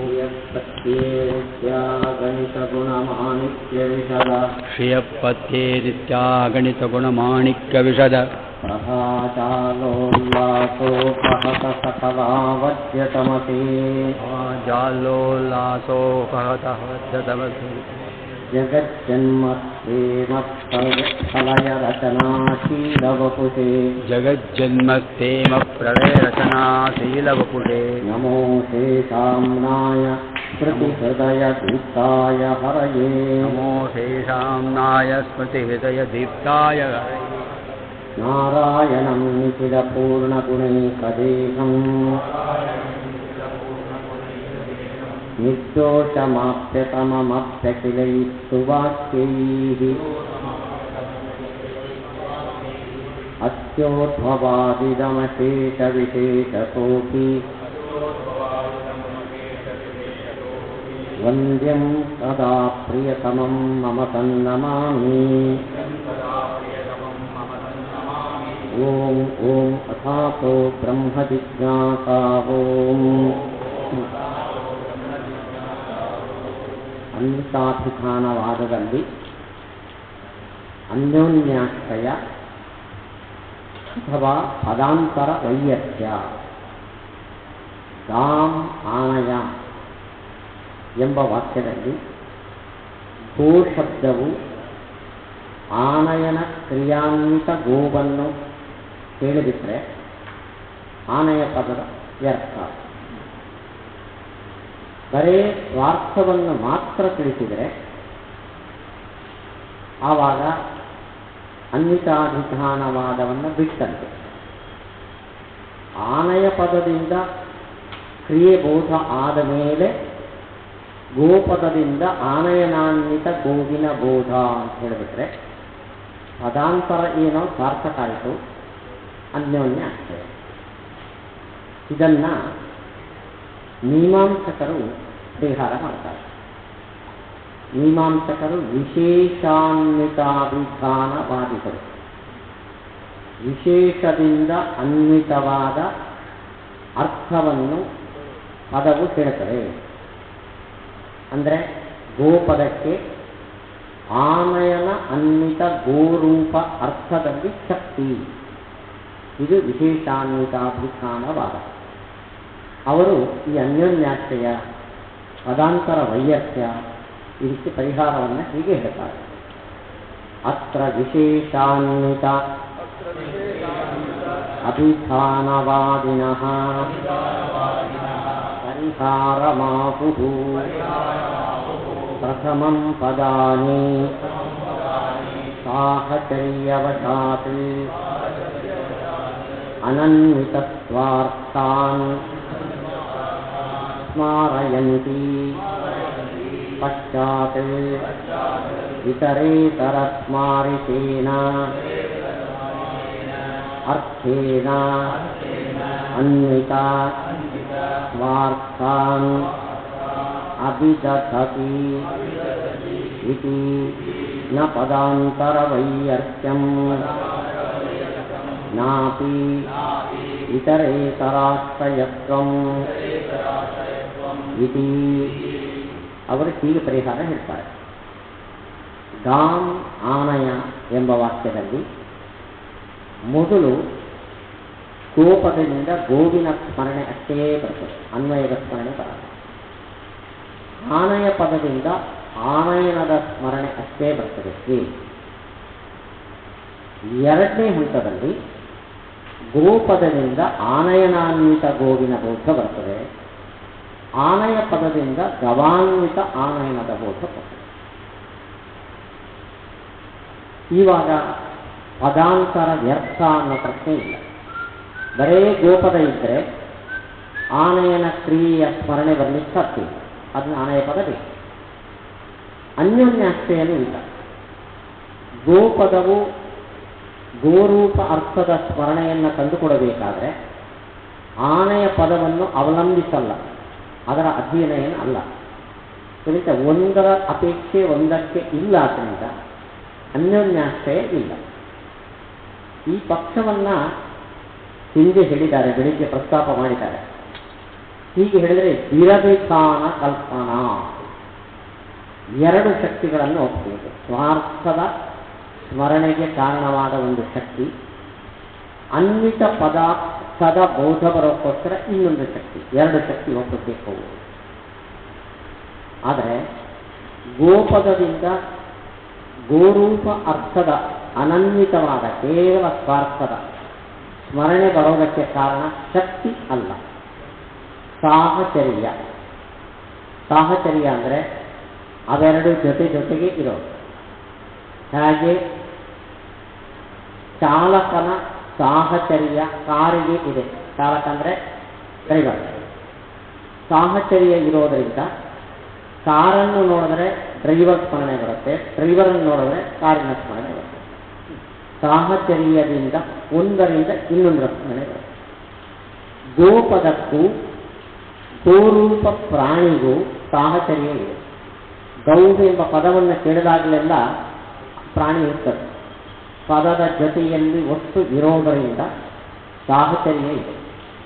ಅಲ್ಲ, ಗಾಂ ಆನಯ ಎಂಬ ವಾಕ್ಯದಿಂದ ಮೊದಲನೇ ಹಂತದಲ್ಲಿ ಸ್ಟೇಜಲ್ಲಿ ಸಾಹಚರ್ಯದಿಂದ ವಸ್ತುವಿನ ಸ್ಮರಣೆ ಅಷ್ಟೇ ಬರ್ತದೆ. ಆಮೇಲೆ ಶಕ್ತಿಯಿಂದ ಆನಯನಾನ್ವಿತ ಗೋವಿನ ಭೂತ ಬರ್ತದೆ. ಅಲ್ಲಿಗೆ ಶಕ್ತಿ, ಪದದ ಶಕ್ತಿ ಮಾಡಿದ ಕೆಲಸ ಏನು? ಆನಯನಾನ್ವಿತ ವಸ್ತುವಿನ ಭೂತ. ಸ್ಮರಣೆ ಬಂದಿದ್ಯಾವುದರಿಂದ? ಶಕ್ತಿಯಿಂದ ಅಲ್ಲ, ಸಾಹಚರ್ಯದಿಂದ. ಅಲ್ಲಿಗೆ ಎರಡು ಶಕ್ತಿಯನ್ನು ಕಲ್ಪನೆ ಮಾಡುವ ಪ್ರಸಂಗ ಇಲ್ಲಿಲ್ಲ. ಇದು ದ್ವೇಷಾಂತಾಭಿಧಾನವಾದಿಗಳ ಪರಿಹಾರ. ಏತದಪ್ಯಸಾರಂ ಸರ್ವದೈವಹಿ ಪದಾನಿ ಅನ್ವಿತೇನೈವ ಸ್ವಾರ್ಥೇನ ಗೃಹೀತ ಸಾಹಚರ್ಯಾಣಿ ನ ಕೇವಲೇನ ತಾನಿ ಕಥಂ ಕೇವಲಂ ಪದಾರ್ಥಮಾತ್ರಂ ಸ್ಮಾರಯಿತುಂ ಈಶತೆ ಯಥಾನುಭವಂ ಹಿ ಸ್ಮರಣೇನ ಉತ್ಪತ್ತವ್ಯಂ ನತು ಪರೀಕ್ಷಕ ಪ್ರಯೋಜನಂ ಅನುಸೃತ್ಯ. ಈ ವಾದ ಸರಿಯಲ್ಲ. ಮೊದಲು ಗೋಪದದಿಂದ ಕೇವಲ ಗೋರೂಪ ಅರ್ಥದ ಸ್ಮರಣೆ ಬರುತ್ತದೆ. ಕಾರಣ ಏನು? ಸಾಹಚರ್ಯ. ಪದ ಮತ್ತು ಗೋರೂಪ ಪ್ರಾಣಿ ಸಹಚರ ಜೊತೆಯಲ್ಲಿದೆ. ಆದರೆ ಬರೀ ಗೌಹು ಅನ್ನೋ ಶಬ್ದವನ್ನು ಕೇಳಿದ ನಾನು ಗಾಮಾನಯ, ಗಾಂ ಪಶ್ಯ, ಗೌಹು ಅತ್ತಿ, ಗೌಹು ಚರತಿ, ಏನಾದರೂ ಒಂದು ವಾಕ್ಯದಲ್ಲಿ ಅದನ್ನು ಕೇಳಿರ್ತಾನೆ. ಅಲ್ಲಿಗೆ ಗೋ ಪದಕ್ಕೆ ಯಾವುದರ ಜೊತೆ ಸಾಹಚರ್ಯ ಅನುಭವ ಬಂದಿದೆ ನನಗೆ? ಇನ್ನೊಂದು ಪದಾರ್ಥದ ಅನ್ವಯ ಇರುವ ಗೋವಿನ ಜೊತೆ ಗೋಪದಕ್ಕೆ ಸಾಹಚರ್ಯ ತಿಳಿದಿದೆ. ಅನುಭವ ಹೇಗೋ ಹಾಗೇ ಸ್ಮರಣೆ ಬರಬೇಕು. ಉದಾಹರಣೆಗೆ ನೋಡ್ರಿ, ನಮ್ಮ ಕಾರಿನ ಡ್ರೈವರ್ ಕಪ್ಪಗಿರುವ ಡ್ರೈವರಿನ ಜೊತೆ ಸಾಹಚರ್ಯ ಕಾರಿಗೆ ಗೃಹೀತವಾಗಿದೆ. ಕಾರನ್ನು ನೋಡಿದ ಕೂಡಲೇ ನಿಮಗೆ ಬಿಳಿಯಾದ ಡ್ರೈವರ್ ಸ್ಮರಣೆ ಬರುತ್ತಾ? ಕರ್ರಗಿನ ಡ್ರೈವರ್ ಸ್ಮರಣೆ ಬರುತ್ತೆ. ಹಾಗೆ ಗೋಪದದ ಜೊತೆ, ಗೋಪದ ಕೇಳಿದಾಗಲೆಲ್ಲ ಯಾವುದಿರುತ್ತೆ? ಬರೇ ಆ ಪ್ರಾಣಿ ಇರೋದಿಲ್ಲ. ಮತ್ತೆ ಆನಯನ, ನಯನ, ಏನಾದರೂ ಒಂದು ಕ್ರಿಯಾನ್ವಿತ ಪ್ರಾಣಿಯ ಜೊತೆ ಸಾಹಚರ್ಯ ಗೃಹೀತಾಗಿದೆ. ಹಾಗಾದರೆ ಗೋಪದ ಕೇಳಿದ ಕೂಡಲೇ ಇತರಾನ್ವಿತ ಸ್ವಾರ್ಥದ್ದೇ ಸ್ಮರಣೆ ಬರಬೇಕು ಹೊರತು ಏನು ಬರಬಾರ್ದು? ಬರೀ ಗೋವಿನ ಸ್ಮರಣೆ ಬರ್ತದೆ ಹೇಳೋದು ಸರಿಯಲ್ಲ. ಅಲ್ಲ, ಅನ್ವಿತ ಗೋವಿನ ಸ್ಮರಣೆ ಬಂದರೆ ನಮಗೆ ಪದಾಂತರ ವ್ಯರ್ಥ ಆಗುತ್ತೆ. ಅದಕ್ಕೋಸ್ಕರ ಹೀಗೆ ಕಲ್ಪನೆ ಮಾಡ್ತೇವೆ ಅಂದರೆ, ಸ್ಮರಣೆ ನಿಮ್ಮ ನಿಯಂತ್ರಣದಲ್ಲಿ ಇಲ್ಲ. ನಿಮಗೆ ತೊಂದರೆ ಆಗುತ್ತೆ ಅಂದ್ಕೊಂಡು ಸ್ಮರಣೆ ಬರುವುದು ನಿಲ್ಲಲ್ಲ. ನಮಗೆ ಕೆಟ್ಟ ಘಟನೆಯ ಸ್ಮರಣೆ ಬರಬಾರದು ಯೋಚನೆ ಮಾಡುವ ಸದೇ ಬರುತ್ತೆ. ಅಂದ ಅನುಭವಕ್ಕೆ ಅನುಗುಣವಾಗಿ ಸ್ಮರಣೆ ಬರಬೇಕು ಹೊರತು ನಿಮಗೆ ಅನ್ಯೋನ್ಯಾಶ್ರಯ ದೋಷ ಬರ್ತದೆ ಅಂದ್ಕೊಂಡು ಬರೇ ಗೋವಿನ ಸ್ಮರಣೆ ಬರಲಿಕ್ಕೆ ಸಾಧ್ಯ ಇಲ್ಲ. ಅಂದ ಅನ್ವಿತ ಗೋವಿದ್ದೇ ಸ್ಮರಣೆ ಬರಬೇಕು. ಆವಾಗ ಪದಾಂತರ ವೈಯತ್ಯ ದೋಷ ಇದ್ದಿದೆ. ಯಾಕೆ ಅನ್ವಿತ ಪದಾರ್ಥದ ಜೊತೆಗೇನೇ ಸಾಹಚರ್ಯ ಅನುಭೂತವಾಗಿದೆ ಅಂದರೆ, ನಹಿ ಪದಂ ಪದಾರ್ಥ ಮಾತ್ರ ಪ್ರತಿಪತ್ತಯೇ ಪ್ರಯುಜ್ಯತೆ ಕಿಂತು ವ್ಯವಹಾರಾಯ. ನಾವು ಪದವನ್ನು ಪ್ರಯೋಗ ಮಾಡೋದು ಯಾಕೆ? ಬರೇ ಗೋವನ್ನು ತಿಳಿಸೋಕ್ಕೋಸ್ಕರ ಅಲ್ಲ. ಗಾಂ ಆನಯ, ಗಾಂ ಪ್ರಧಾನ, ಗಾಂ ಪಶ್ಯ, ಗೌಹು ಅತ್ತಿ, ಬರೇ ಪದಾರ್ಥದ ಜ್ಞಾನಕ್ಕೋಸ್ಕರ ನಾವು ಪದವನ್ನು ಪ್ರಯೋಗ ಮಾಡೋದಲ್ಲ. ಮತ್ತೆ ವ್ಯವಹಾರಾಯ, ವ್ಯವಹಾರಾಯ ಅಂದ್ರೇನು? ತರೋದು, ಇಂಥದ ವ್ಯವಹಾರ ನಡೆಯೋದು ಇಲ್ಲಿ ಬರೇ ಗೋವಿನಲ್ಲ, ಕ್ರಿಯಾನ್ವಿತ ಗೋವಿನಲ್ಲಿ. ಸಚ ಅನ್ವಿತೆ ಏವ. ಸಚ ಅಂದರೆ ಆ ವ್ಯವಹಾರವಾದರೋ ಬರೇ ಗೋವಿನಲ್ಲೆಲ್ಲ, ಅನ್ವಿತೆ ಗವಿ, ಆನಯನ ನಯನಾದಿ ಇತರ ಪದಾರ್ಥಾನ್ವಿತ ಗೋವಿನಲ್ಲೇ ವ್ಯವಹಾರ ನಡೆಯುತ್ತೆ. ಆದರೆ ಗೋಪದಕ್ಕೆ ಯಾವುದರ ಜೊತೆ ಸಾಹಚರ್ಯ ಕಂಡಿದೆ? ಅನ್ವಿತ ಗೋವಿನ ಜೊತೆ ಸಾಹಚರ್ಯ ಕಂಡಿದೆ ಹೊರತು ಕೇವಲ ಗೋವಿನ ಜೊತೆ ಸಾಹಚರ್ಯ ಅನುಭವಕ್ಕೆ ಬರಲಿಲ್ಲ. ಇತಿ ಅನ್ವಿತಾನಾಮೇವ ಪದಾರ್ಥಾನಾಂ ಪದೇಭ್ಯಃ ಸ್ಮರಣಂ ಸ್ಯಾತ್ ತಥಾ ಚ ಗಾಂ ಪಶ್ಯ ಇತಿ ಪ್ರಯೋಗೇ ಗೋಪದೇನ ಪೂರ್ವಾನುಭೂತ ಆನಯನಾನ್ವಿತಸ್ಯ ಅರ್ಥಸ್ಯ ಸ್ಮಾರಿತತ್ವಾತ್ ಪಶ್ಯೇತಿ ಪದಂ ಅನಾಕಾಂಕ್ಷಿತಾರ್ಥಂ ಅಸಂಗತಂ ಸ್ಯಾತ್. ಏವಂ ಪ್ರಾಸಾದಂ ಪಶ್ಯ ಇತ್ಯತ್ರ ಪ್ರಾಸಾದಾನ್ವಿತ ಸ್ವಾರ್ಥ ಅಭಿಧಾಯಕತ್ವಾತ್ ಪಶ್ಯೇತಿ ಪದಸ್ಯ ನ ಗೋಪದಂ ತೇನ ಸಂಬಧ್ಯೇತ. ತಥಾ ಚ ವಾಕ್ಯಾರ್ಥಃ ಸ್ವಾಪಿ ಪರಿನಿಶ್ಚಿತಃ ನ ಸಿದ್ಧೇತ್. ಸಾಹಚರ್ಯಾತ್ ಸ್ಮರಣೆ ಬರೋದಾದರೆ ಗಾಂ ಪಶ್ಯ ಅಂತ ಇವತ್ತು ನಾನು ವಾಕ್ಯವನ್ನು ಹೇಳಿದೆ. ಅವನು ಹಿಂದೆ ಗಾಂ ಆನಯ ಅಂತ ವಾಕ್ಯ ಕೇಳಿದ. ಗೋಪದಕ್ಕೂ ಆನಯನಾನ್ವಿತ ಗೋವಿಗೂ ಸಾಹಚರ್ಯವು ಗೃಹೀತಾಗಿತ್ತು. ಸಾಹಚರ್ಯ ಅಂದರೆ ಅರ್ಥ ಆಯ್ತಾನೆ. ಗೋಪದ ಇತ್ತು, ಆನಯನ ಅನ್ವಿತ ಗೋವಿತ್ತು. ಅದನ್ನು ನೋಡಿದ್ದಾನೆ. ಗೋಪದಕ್ಕೂ ಆನಯನ ಅನ್ವಿತ ಗೋವಿಗೂ ಸಾಹಚರ್ಯ ಗೃಹೀತವಾಗಿತ್ತು. ಇವತ್ತು ನಾನು ಪ್ರಯೋಗ ಮಾಡಿದ್ದು ಗಾಂ ಪಶ್ಯ. ಗೋಪದದಿಂದ ಸಾಹಚರ್ಯ ವಶಾತ್ ಯಾವ್ಯಾವ ಸ್ಮರಣೆ ಬಂತು ಅವನಿಗೆ? ಆನಯನ ಅನ್ವಿತ ಗೋವಿನ ಸ್ಮರಣೆ ಬಂತು. ಹಾಗಾದರೆ ಗಾಂ ಎಂಬ ಪದದಿಂದ ಏನು ಜ್ಞಾನ ಬಂತವನಿಗೆ? ಆನಯನಾನ್ವಿತ ಗೋವಿನ ಜ್ಞಾನ ಬಂತು. ಅಲ್ಲಿಗೆ ಆಕಾಂಕ್ಷ ಮುಗಿತು. ಗಾಮ್ ಅಂದರೆ ಗೋವನ್ನು ಅಂತ ಇಷ್ಟೇ ಬಂದರೆ ಏನು ಮಾಡಬೇಕು ಅಂತ ಆಕಾಂಕ್ಷ ಬರ್ತಿತ್ತು. ಗೋಪದದಿಂದ ಸಾಹಚರ್ಯವತ ಕ್ರಿಯೆ ಸಹಿತ ಗೋವಿನ ಸ್ಮರಣೆ ಬಂದಿದ್ದರಿಂದ ಆಕಾಂಕ್ಷ ಶಾಂತ ಆಯಿತು. ಪಶ್ಯ ಅನ್ನೋ ಪದದ ಅಗತ್ಯ ಇದೆ. ಇನ್ನು ಪಶ್ಯ ಅಂತ ಇಲ್ಲಿ ಪದ ಇದೆ. ಅವನು ಹಿಂದೆ ಪ್ರಾಸಾದಂ ಪಶ್ಯ ಅಂತ ವಾಕ್ಯ ಕೇಳಿದ. ಪಶ್ಯ ಪದದ ಜೊತೆ ಯಾವುದರ ಸಾಹಚರ್ಯವನ್ನು ತಿಳಿದಿದ್ದಾನೆ ಅವನು? ಪ್ರಾಸಾದಾನ್ವಿತ ದರ್ಶನದ ಸಾಹಚರ್ಯ ತಿಳಿದಿದ್ದ. ಆ ಪಶ್ಯ ಪದವನ್ನು ಹೇಳಿದ ಕೂಡಲೇ ಅವನಿಗೆ ಹಿಂದಿನ ಸ್ಮರಣೆ ಬರ್ತದೆ. ಪ್ರಾಸಾದಂ ಪಶ್ಯ ಅಂತ ಸ್ಮರಣೆ ಬರ್ತದೆ. ಅದೀಗ ಪಶ್ಯ ಅನ್ನೋ ಪದದಿಂದ ಏನು ಜ್ಞಾನ ಬಂತವನಿಗೆ? ಮಹಡಿಯನ್ನು ನೋಡು ಅನ್ನೋ ಜ್ಞಾನ. ಅಲ್ಲಿಗೆ ಪಶ್ಯ ಅನ್ನೋ ಪದ ಪೂರ್ಣ ನಿರಾಕಾಂಕ್ಷ ಇದೆ. ಗೋಪದದ ಅವಶ್ಯಕತೆ ಇಲ್ಲ. ಏನಂತ ಗೋಪದದಿಂದ ಗಾಂ ಆನಯ ಅಂತ ಜ್ಞಾನ ಬಂತು. ಪಶ್ಯ ಪದದಿಂದ ಪ್ರಾಸಾದಂ ಪಶ್ಯ ಅಂತ ಜ್ಞಾನ ಬಂತು. ಇಲ್ಲಿ ಬರಬೇಕಾದ ಜ್ಞಾನ ಯಾವುದು? ನನಗೆ ವಿವಕ್ಷಿತವಾದ ಜ್ಞಾನ ಗೋವನ್ನು ನೋಡು ಅಂತ. ಆ ಜ್ಞಾನನೇ ಬರಲಿಲ್ಲ. ಈಗ ಅದೀತು ಈ ಅನರ್ಥ. ಸಾಹಚರ್ಯ ವಶಾದ ಸ್ಮರಣೆ ಮಾಡುತ್ತದೆ ಅಂತ ಹೇಳಿದರೆ ಈ ತೊಂದರೆ ಇದೆ.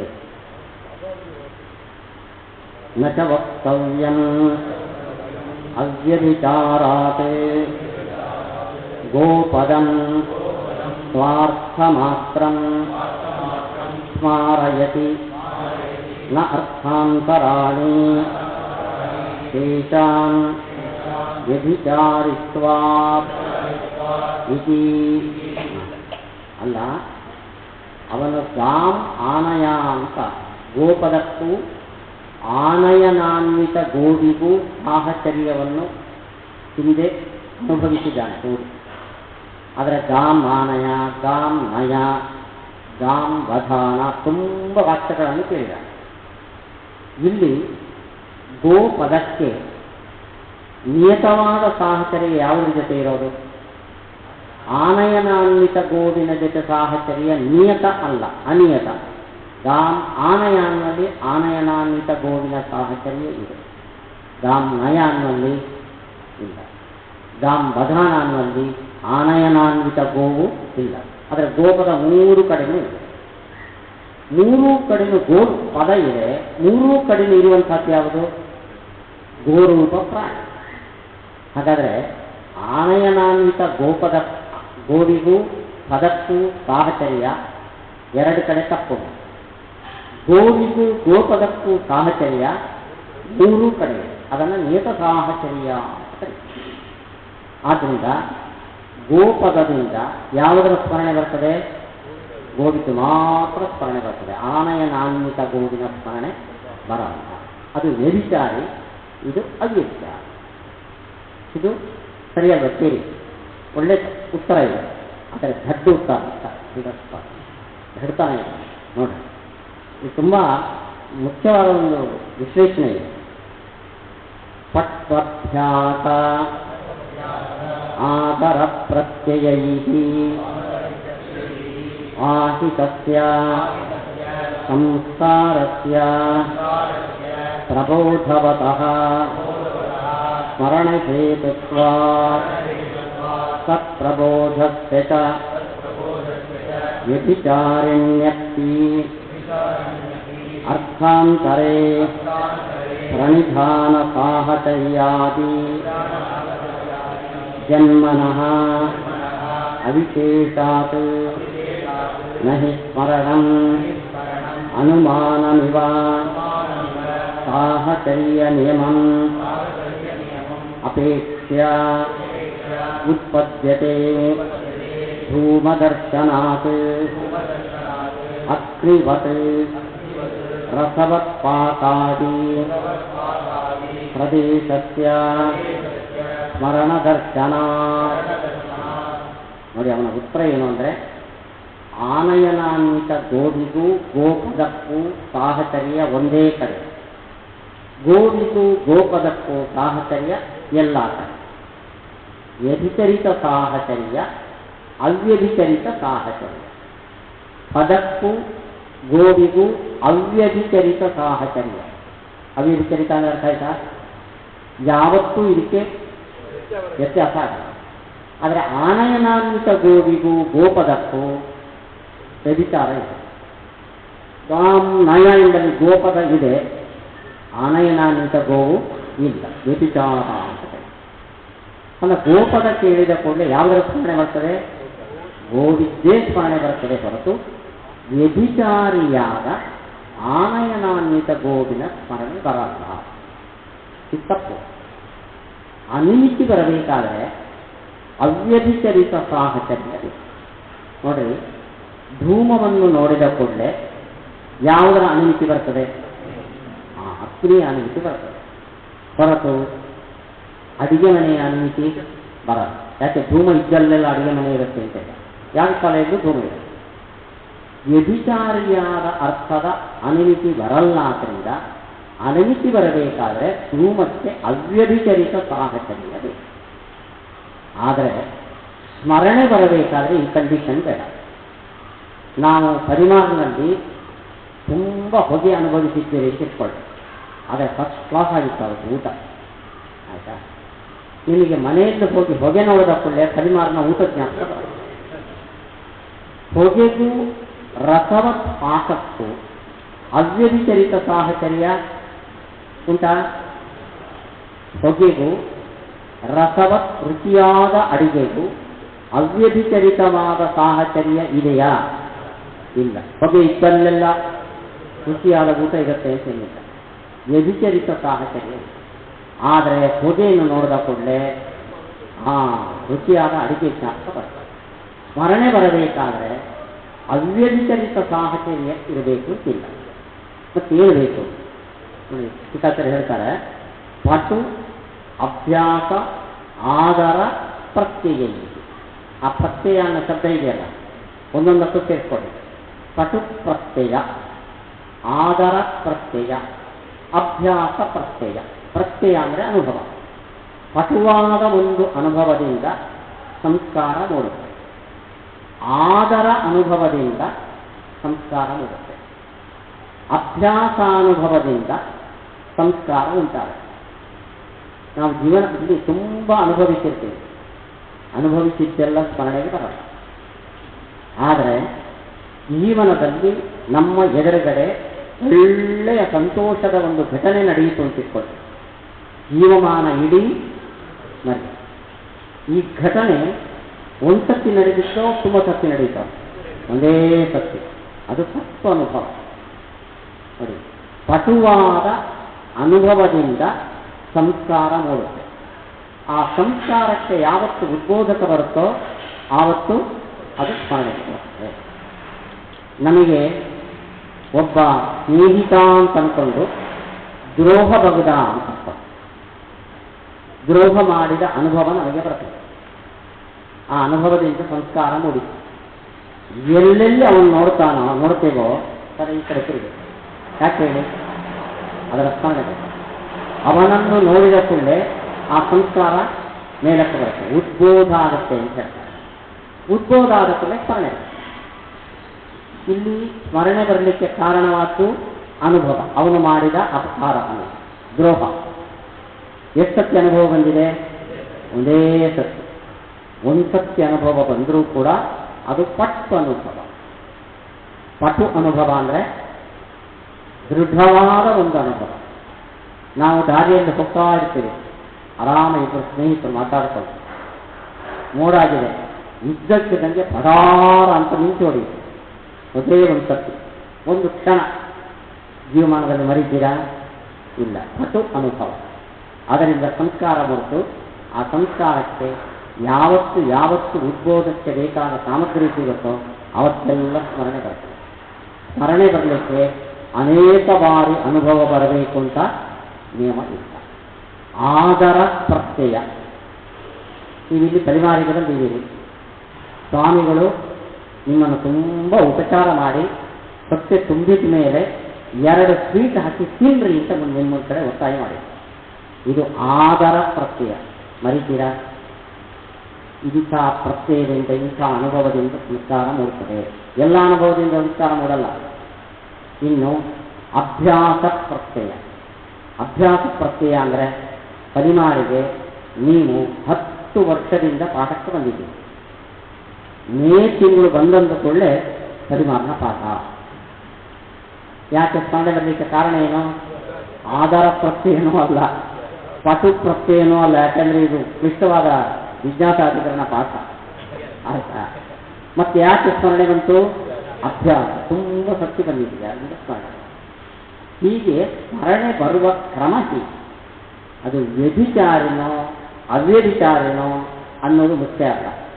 ಇಂಥ ಅನುಭವಗಳು ಬಂದಾಗ ಸಂಸ್ಕಾರ ನಮ್ಮಲ್ಲಿ ಸ್ಟೋರಾಗಿ ಆ ಸಂಸ್ಕಾರಕ್ಕೆ ಯಾವತ್ತು ಉದ್ಬೋಧಕ ಬರುತ್ತೋ ಆವಾಗ ಸ್ಮರಣೆ ಬರ್ತದೆ.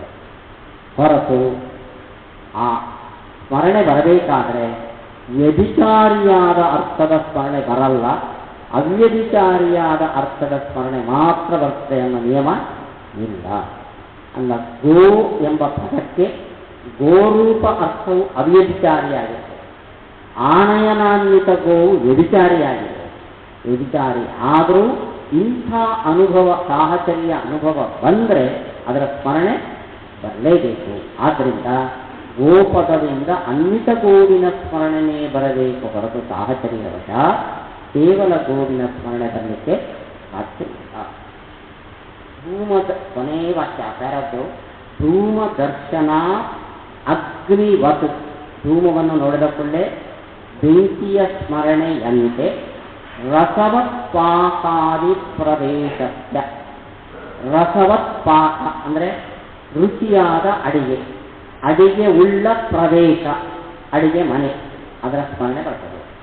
ಧೂಮವನ್ನು ನೋಡಿದ ಕೂಡಲೇ ಬೆಂಕಿಯ ಸ್ಮರಣೆ ಹೇಗೆ ಬರ್ತದೋ, ಬೆಂಕಿ ಅವ್ಯಭಿಚಾರಿ. ರಸವತ್ತಾದ ಅಡಿಗೆ ಮನೆಯ ಪಾಕವುಳ್ಳ ಅಡಿಗೆ ಮನೆಯ ಸ್ಮರಣೆಯೂ ಬರ್ತದೆ. ಧೂಮಕ್ಕೆ ಅಂಥ ಅಡಿಗೆ ಮನೆ ವ್ಯಭಿಚಾರಿ. ವ್ಯಭಿಚಾರಿ ಯಾರ ಅರ್ಥದ್ದು ಸ್ಮರಣೆ ಬರ್ತದೆ. ಇದಕ್ಕೆ ಸ್ಮರಣೆ ಬರಬೇಕಾದರೆ ವ್ಯಭಿಚಾರಿನೋ ಅವ್ಯಭಿಚಾರಿನೋ ನಿಯಮ ಇಲ್ಲ. ಆದ್ದರಿಂದ ವಿಶೇಷಾನ್ವಿತಾಭಿಧಾನವಾದಿಗಳ ಈ ಪರಿಹಾರ ಸರಿ ಅಲ್ಲ. ಏತೇನ ಏತದಪಿ ನಿರಸ್ತಂ ಯಥಾ ಪದಾನಾಂ ಸ್ವಾರ್ಥೇಷು ಅಭ್ಯಾಸಾತಿಶಯಃ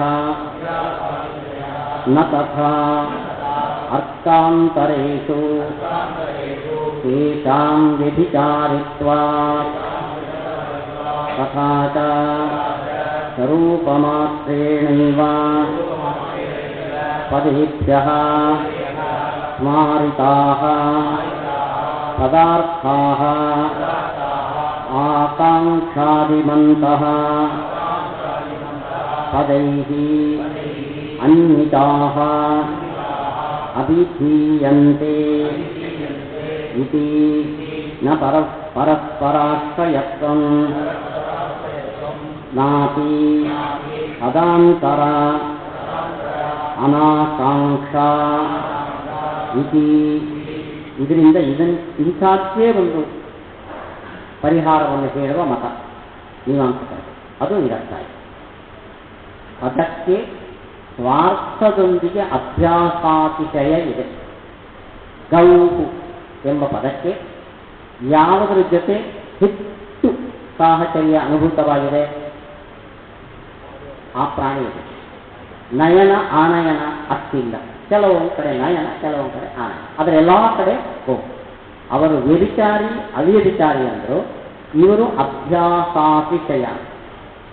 ಅಂದರೆ ಗೋಪದಕ್ಕೆ ಗೋರೂಪ ಅರ್ಥದಲ್ಲಿ ಸಾಹಚರ್ಯದ ಅಭ್ಯಾಸ ಅತಿಶಯ ಇರೋದರಿಂದ ಗೋಪದಕ್ಕೆ ಹಿಡಿದುಕೊಂಡೆ ಸ್ವರೂಪ ಅರ್ಥದ ಸ್ಮರಣೆ ಮಾತ್ರ ಬರ್ತದೆ, ಬೇರೆ ಯಾವ ಅನ್ವಯದ ಸ್ಮರಣೆನೂ ಬರಲ್ಲ ಅಂತ ಇವರು ಹೇಳ್ತಾರೆ.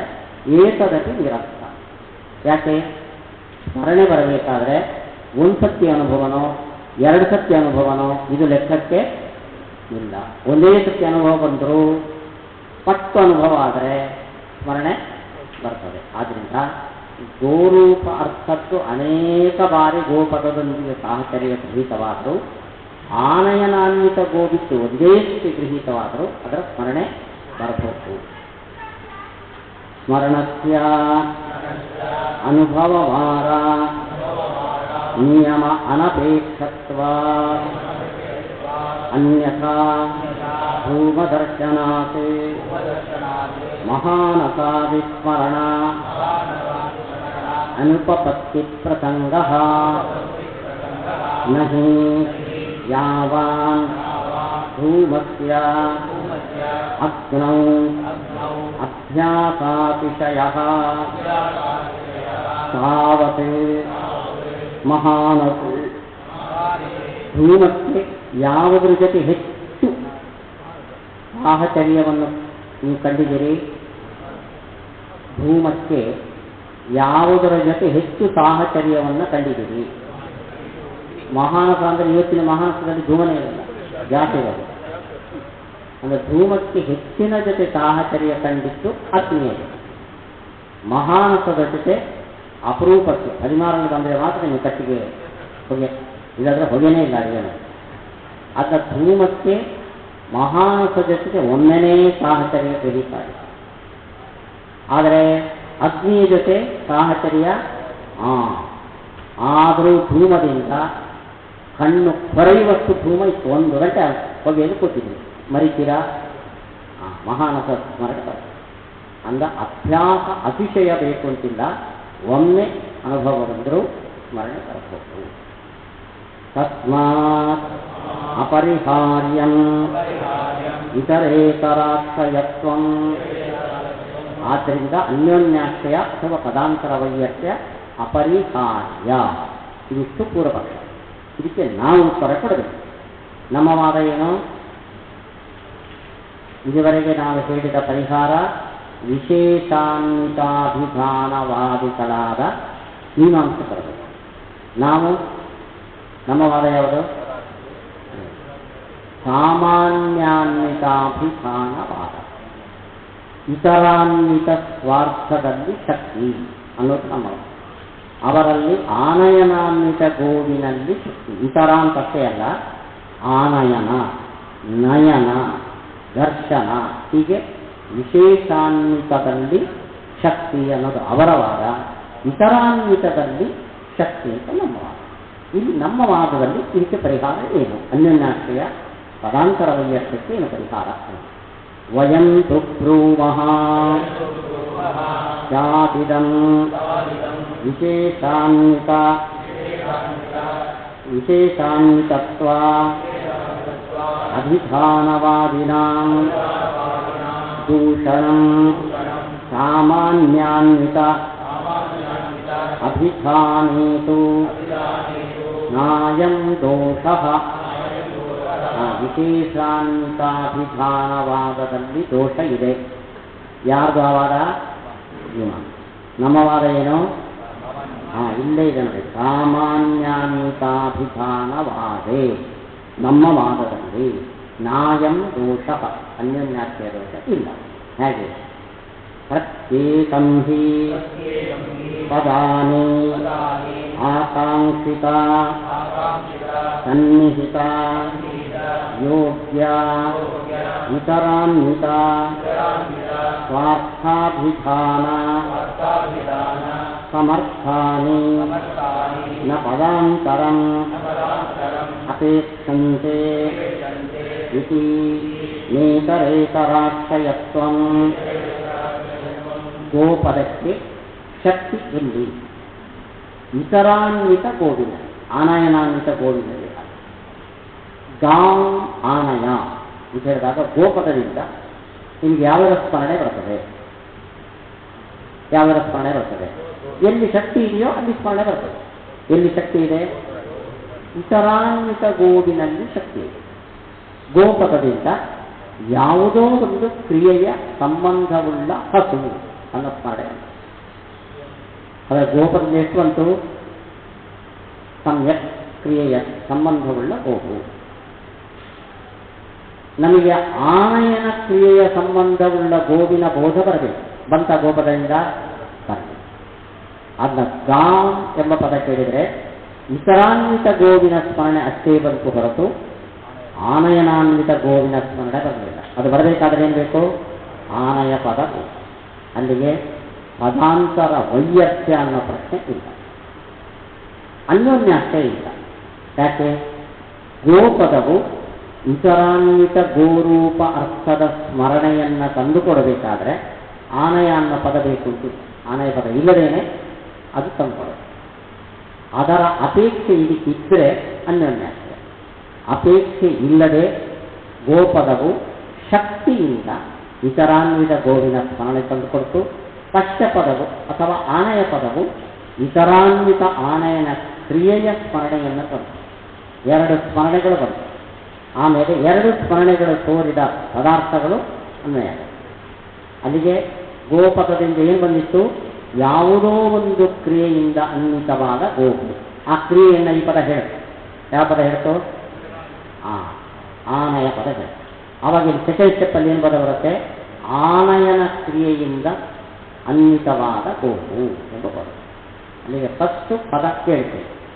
ಆಮೇಲೆ ಸೆಕೆಂಡ್ ಸ್ಟೇಜಲ್ಲಿ ಎರಡು ಅರ್ಥಗಳ ಸ್ಮರಣೆ ಇಂಡಿಪೆಂಡೆಂಟ್ ಆಗಿ ಬರುತ್ತೆ. ಅದಕ್ಕೆ ಇದಕ್ಕೂ ಅಪೇಕ್ಷೆ ಇಲ್ಲ. ಮೂರನೇ ಸ್ಟೆಪ್ಪಲ್ಲಿ ಈ ಪದಾರ್ಥದಿಂದ ಅನ್ವಿತವಾದ ಈ ಪದಾರ್ಥದ ಬೋಧ ಬರ್ತದೆ. ಅದನ್ನೇ ಶಾಸ್ತ್ರಬೋಧ. ಅಲ್ಲಿಗೆ ಗಾಂ ಆನಯ ಎರಡು ಪದಗಳ ಜ್ಞಾನ. ಗಾಂ ಎಂಬ ಪದದಿಂದ ಇತರಾನ್ವಿತ ಗೋವಿನ ಸ್ಮರಣೆ ಸೆಕೆಂಡ್ ಸ್ಟೆಪ್. ಆನಯ ಪದದಿಂದ ಇತರಾನ್ವಿತ ಆನಯನ ಕ್ರಿಯೆಯ ಸ್ಮರಣೆ. ನೆಕ್ಸ್ಟ್ ಮೂರನೇ ಸ್ಟೆಪ್ಪು ಆನಯನಾನ್ವಿತ ಗೋವಿನ ಶಾಸ್ತ್ರಬೋಧ. ಕ್ರಿಯಾ ವಿಶೇಷದಿಂದ ಅನ್ವಿತವಾದ ಪ್ರಾಣಿ ವಿಶೇಷದ ಶಾಸ್ತ್ರಬೋಧ. ಇದು ನಮ್ಮ ಕ್ರಮ. ಇಲ್ಲಿ ಅನ್ಯೋನ್ಯಾಶ್ರಯ ಇಲ್ಲ, ಪದಾಂತರ ವೈಯರ್ಥ್ಯ ಇಲ್ಲ. ಇದು ನಮ್ಮ ಸಮಾಚಾರ.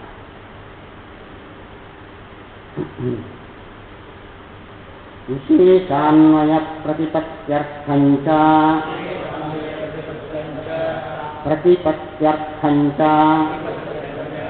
ಪದಾಂತರ ಸಮಭಿವ್ಯಾಹಾರ ಉಪಯೋಗ. ಪದಾಂತರ ಯಾಕೆ ಬೇಕು? ಆನಯ ಅನ್ನೋ ಪದ ಯಾಕೆ ಬೇಕು? ಗೋಪದವು ಆನಯನಾನ್ವಿತ ಗೋವು ಅಂತ ಅರ್ಥ ಹೇಳ. ವಿಶೇಷಾನ್ವಯದ ಬೋಧ ಬರಬೇಕಂದ್ರೆ ಪದಾಂತರ ಬೇಕು. ಅಂದ್ರೆ ಪದಾಂತರ ವೈಯರ್ಥ್ಯ. ಅತಏವ ಸಾಮಾನ್ಯಾನ್ವಿತ ಅಭಿಧಾನವಾದೇ ವಾಕ್ಯಾರ್ಥ ವಿಶೇಷ ಅಪ್ರತಿಲಂಭ ಇತಿ ನಿರಸ್ತಂ. ನೋಡಿ, ಗೋಪದಕ್ಕೆ ಶಕ್ತಿಯಲ್ಲಿರೋದು ಇತರಾನ್ವಿತ ಗೋವಿನಲ್ಲಿ ಶಕ್ತಿ. ಅಲ್ಲಿಗೆ ಗೋಪದಲ್ಲಿ ಎಷ್ಟು ಬೋಧ ಬರ್ಬೋದು? ಯಾವುದೋ ಒಂದು ಕ್ರಿಯೆಯಿಂದ ಅನ್ವಿತವಾದ ಗೋವು, ಇಷ್ಟೇ ಬೋಧ ಬರ್ಬೋದು. ಆನಯನ ಕ್ರಿಯೆಯಿಂದ ಅನ್ವಿತವಾದ ಗೋವು ಹೇಗೆ ಬೋಧ ಬಂತು ಅನ್ನೋ ಪ್ರಶ್ನೆಗೆ ಇವಾಗ ಉತ್ತರ. ಕೇವಲ ಗೋಪದದಿಂದ ಎಷ್ಟು ಬೋಧ ಬರುತ್ತೆ? ಇತರಾನ್ವಿತ ಗೋ. ಆನಯ ಪದ ಇದ್ದಾಗ ಅದೇ ಗೋಪದಕ್ಕೆ ಒಂದು ಸಹಕಾರಿ ಸಿಕ್ಕಿದ್ರಿಂದ ಆ ಗೋಪದ ಏನು ಬೋಧವನ್ನು ತಂದುಕೊಡುತ್ತೆ? ಆನಯನಾನ್ವಿತ ಗೋವಿನ ಬೋಧವನ್ನು ತಂದುಕೊಡುತ್ತೆ. ಆದ್ದರಿಂದ ಸಾಮಾನ್ಯಾನ್ವಿತದಲ್ಲಿ ಶಕ್ತಿ, ಬೋಧ ವಿಶೇಷಾನ್ವಯದ ಬೋಧ. ಮನೆಗೆ ಯಾರೋ ಒಬ್ಬರು ಬಂದಿದ್ದಾರೆ, ಆಮೇಲೆ ಕೇಳಿದ್ರು, ವಿಚಾರಿಸಿದ್ರು, ಅವರು ನಮ್ಮ ತಾತನ ಮುತ್ತಾತನ ಮರಿಮಗನ ಮೊಮ್ಮಗ. ಮೊದಲು ಸಾಮಾನ್ಯ ಪರಿಚಯ, ಆಮೇಲೆ ಸಂಬಂಧಿ ಅಂತ ಪರಿಚಯ. ಹಾಗೆ ಗೋಪದದಿಂದ ಇತರಾನ್ವಿತ ಗೋವು ಬೋಧ. ಆನಯ ಪದ ಜೊತೆಯಲ್ಲಿದ್ದಾಗ ನೆಕ್ಸ್ಟ್ ಮುಂದಿನ ಹಂತದಲ್ಲಿ ಏನು ಬೋಧ ಬರುತ್ತೆ? ಆನಯನಾನ್ವಿತ ಗೋವು ಅಂತ ಬೋಧ. ಅಂದ ಸಾಮಾನ್ಯಾನ್ವಿತಾಭಿಧಾನವಾದದಲ್ಲಿ ವಿಶೇಷಾನ್ವಯದ ಬೋಧ ಹೇಗೆ ಅನ್ನೋದಕ್ಕೆ ಅಂತರ್ಪಡ್ತದೆ. ವಿಶೇಷಾನ್ವಯದಲ್ಲಿ ಶಕ್ತಿ ಇಲ್ಲ, ಸಾಮಾನ್ಯಾನ್ವಯದಲ್ಲಿ ಶಕ್ತಿ ಇದೆ. ಬೋಧ ಬರೋದು ಯಾವುದರದ್ದು? ವಿಶೇಷಾನ್ವಿತತ್ವ ಆಗ್ತದೆ. ಹೇಗದು? ಪದಾಂತರದ ಸಮವಿವ್ಯಾಹಾರದಿಂದ ವಿಶೇಷಾನ್ವಯ ಬೋಧ ಬರ್ತದೆ ಅನ್ನೋದು ನಮ್ಮ ವಾಕ್ಯ. ಎರಡು ಶಕ್ತಿ ಇಲ್ಲ. ಇದು ಸ್ಮರಣೆ, ಇದು ಸಹಕಾರದಿಂದ ಬಂದ ಬೋಧ, ಪದಾಂತರ ಸಹಕಾರದಿಂದ ಬಂದ ಬೋಧ. ನೋಡ್ರಿ, ನಿಮ್ಮ ಕಣ್ಣು ನನ್ನನ್ನು ಗ್ರಹಿಸಿ ಕಣ್ಣು. ಆದರೆ ಕಳೆದ ವರ್ಷ ನೀವು ಪಾಠಕ್ಕೆ ಬಂದಿದ್ದರೆ, ಕಳೆದ ವರ್ಷ ಬಂದ ಹರಿದಾಸ ಭಟ್ರು ಹೇಳೋದು. ಕಳೆದ ವರ್ಷ ಬಂದ ಅಂತ ಹೇಗೆ ಗೊತ್ತಾಯಿತು? ಕಣ್ಣಿಂದ ಗೊತ್ತಾಯ್ತಾ? ಕಳೆದ ವರ್ಷದ ಅನುಭವ ಇತ್ತು, ಅದರಿಂದ ಸಂಸ್ಕಾರ ಇತ್ತು. ಆ ಸಂಸ್ಕಾರ ಜೊತೆ ಕಣ್ಣು ಸೇರಿದಾಗ ಅದೇ ವ್ಯಕ್ತಿ ಇವನು ಬೋಧ ಬರ್ತದೆ. ಹಾಗೆ ಇಲ್ಲಿ ಪದವು ಗೋಪದವು ಇತರಾನ್ವಿತ ಗೋವು ಅನ್ನೋದರಲ್ಲಿ ಶಕ್ತಿ ಇರೋದಕ್ಕೆ ಬೋಧವನ್ನು ಪದಾಂತರದ ಸಮವಿವ್ಯಾಹಾರದಿಂದ ಆನಯನಾನ್ವಿತ ಗೋವು ಅಂತ ಬೋಧವನ್ನು ಅದೇ ಶಕ್ತಿ ತಂದುಕೊಡ್ತದೆ. ವಿಶೇಷಾನ್ವಯದಲ್ಲಿ ಶಕ್ತಿ ಇಲ್ಲ, ಸಾಮಾನ್ಯಾನ್ವಯದಲ್ಲಿ ಶಕ್ತಿ, ವಿಶೇಷಾನ್ವಯದ ಬೋಧ. ಯಾಕದು? ಶಕ್ತಿ ಒಂದು ಕಡೆ, ಬೋಧ ಇನ್ನೊಂದು. ಹೇಗೆ ಅಂದರೆ ಈ ಸಹಕಾರಿ ಸಾಮರ್ಥ್ಯ ವಶ, ಪದಾಂತರ ವಶ ಬೋಧ ಬರ್ತದೆ.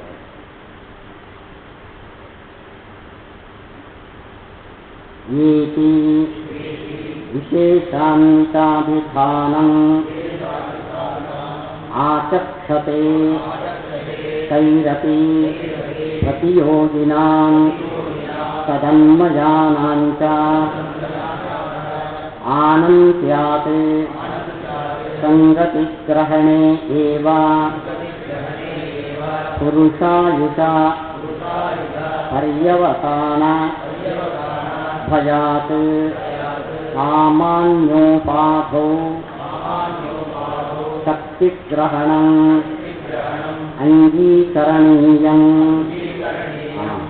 ಯಾರು ವಿಶೇಷಾನ್ವಿತದಲ್ಲಿ ಶಕ್ತಿ ಹೇಳ್ತಾರೋ, ಗೋಪದಕ್ಕೆ ಆನಯನಾನ್ವಿತ ಗೋವಿನಲ್ಲಿ ಶಕ್ತಿ ಹೇಳ್ತಾರೋ, ಇವರು ಒಂದು ಪದಕ್ಕೆ ಶಕ್ತಿ ಗ್ರಹಣದಲ್ಲೇ ಸುತ್ತಾಗ್ಬಿಡ್ತಾರೆ. ಗೋವಿಗೆ ಎಷ್ಟು ಪದಾರ್ಥದ ಅನ್ವಯ ಇರಬಹುದು ಹೇಗೆ? ಅನಂತ ಪದಾರ್ಥಗಳ ಅನ್ವಯ. ಗೌಹು ಶುಕ್ಲ, ಶುಕ್ಲವರ್ಣದ ಅನ್ವಯ ಇದೆ. ಗೌಹು ರಕ್ತ, ರಕ್ತವರ್ಣದ. ಗಾಂ ಆನಯ, ಗಾಂ ಪ್ರಧಾನ, ಗಾಂ ಪಶ್ಯ, ಗೌಹು ಚರತಿ, ಗೌ ರಕ್ತಿ, ಗೌಹು ಮೃತ. ಒಂದೇ ಗೋವಿಗೆ ಎಷ್ಟು ಪದಾರ್ಥಗಳ ಅನ್ವಯ ಇರಬಹುದು? ಅನಂತ ಪದಾರ್ಥಗಳ ಅನ್ವಯ. ಹಾಗಾದರೆ ಅನಂತ ಪದಾರ್ಥಾನ್ವಿತ ಗೋವಿನಲ್ಲಿ ಶಕ್ತಿ ಗ್ರಹಣ ಗೋಪದಕ್ಕೆ ಆಗಿದೆ. ಅಲ್ಲಿಗೆ ಗೋ ಎಂಬ ಒಂದು ಪದಕ್ಕೆ ಶಕ್ತಿಯನ್ನು ತಿಳ್ಕೊಳ್ಳುವಷ್ಟರಲ್ಲಿ ಅವನ 60 ವರ್ಷದ ಆಯುಷ್ಯ ಉಳಿದೋಗ್ತದೆ. ಅದಕ್ಕೆ ಅವರು ಕೂಡ ಇದೇ ಪ್ಲಾನ್ ಮಾಡಬೇಕು. ಆನಯನ, ನಯನ, ರೂಪ ಮತ್ತು ಅದನ್ನೆಲ್ಲ ಸಮಪ್ ಮಾಡಬೇಕು. ಯಾವುದರಿಂದ? ಇತರ ಗೋಪದಕ್ಕೆ ಇತರ ಬಂತಿಗೆ ಅನ್ವಯ ಇರುವ ಗೋವಿನಲ್ಲಿ ಶಕ್ತಿ ಸಾಮಾನ್ಯ ಕಾರಣವಾದ ಅವರು ಹೇಳಲೇಬೇಕು. ನನ್ನು ಏವಂ ತರ್ಹಿ ಕಿಮನಯ ಸಾಮಾನ್ಯಾನ್ವಿತ ಅಭಿಧಾನ ಶಕ್ತ್ಯಾಪಿ ಪದಾನಿ ಸ್ವಾರ್ಥಮಾತ್ರೇ ಶಕ್ತಿಮಂತಿ ಪದಾಂತರ ಸಮಭಿವ್ಯಾಹಾರವಶಾತ್ ವಿಶೇಷಾಂತಮೇವ ಬೋಧಯಂತಿ ಇತ್ಯಂಗೀಕಾರೋಪಪತ್ತೇಃ ಇತಿ ಚೇನ್ನ ನನ್ವೇವಂ. ಇವಾಗ ನಿಮ್ಮ ಮತದಲ್ಲಿ ಒಂದು ಡ್ರಾಬ್ಯಾಕ್ ಇದೆ. ಗೋಪದಕ್ಕೆ ಶಕ್ತಿಯಲ್ಲಿರೋದು ಇತರಾನ್ವಿತ ಕೋಡಿ. ಗಾಮ್ ಆನಯ ಅನ್ನೋಲ್ಲಿ ಬೋಧ ಬಂದಿದೆಯೇನೋ ಆನಯನಾನ್ವಿತ ಗೌಡು. ಶಕ್ತಿ ಇರೋದು ಇತರಾನ್ವಿತ ಗೋವಿನ. ಬೋಧ ಬಂದಿದ್ದು ಆನಯನಾನ್ವಿತ ಗೋಡು. ಶಕ್ತಿಯಿಂದ ಬಂತ ವಿಶೇಷ ಅನ್ವಯದಲ್ಲಿ ಶಕ್ತಿ ನೀವು ಒಪ್ಪಿಲ್ಲ. ಅಂದರೆ ಬೆಂಕಿಗೆ ಶಕ್ತಿ ಇರೋದೇನೋ ಸುಡುವ ಶಕ್ತಿ, ಆದರೆ ಅದು ಮಾಡಿದ್ದೇನೋ ಥಂಡಿ ಸಜ್ಜನ. ಎಲ್ಲಿ ಶಕ್ತಿ ಇದೆಯೋ ಆ ಕೆಲಸ ನಡೆಯುತ್ತೆ. ಗೋಪದಕ್ಕೆ ಶಕ್ತಿ ಇರೋದಲ್ಲಿ ಸಾಮಾನ್ಯಾನ್ವಿತ ಗೋವಿನ. ಅದರಿಂದ ಏನು ಬೋಧ ಬರಬೇಕು? ಸಾಮಾನ್ಯಾನ್ವಿತ ಗೋವಿನ ಬೋಧ ಬರಬೇಕು ಹೊರತು ಆನಯನಾನ್ವಿತ ಗೋವಿನ ಬೋಧ ಹೇಗೆ ಬರುತ್ತೆ ಶಕ್ತಿ ಇಲ್ಲ.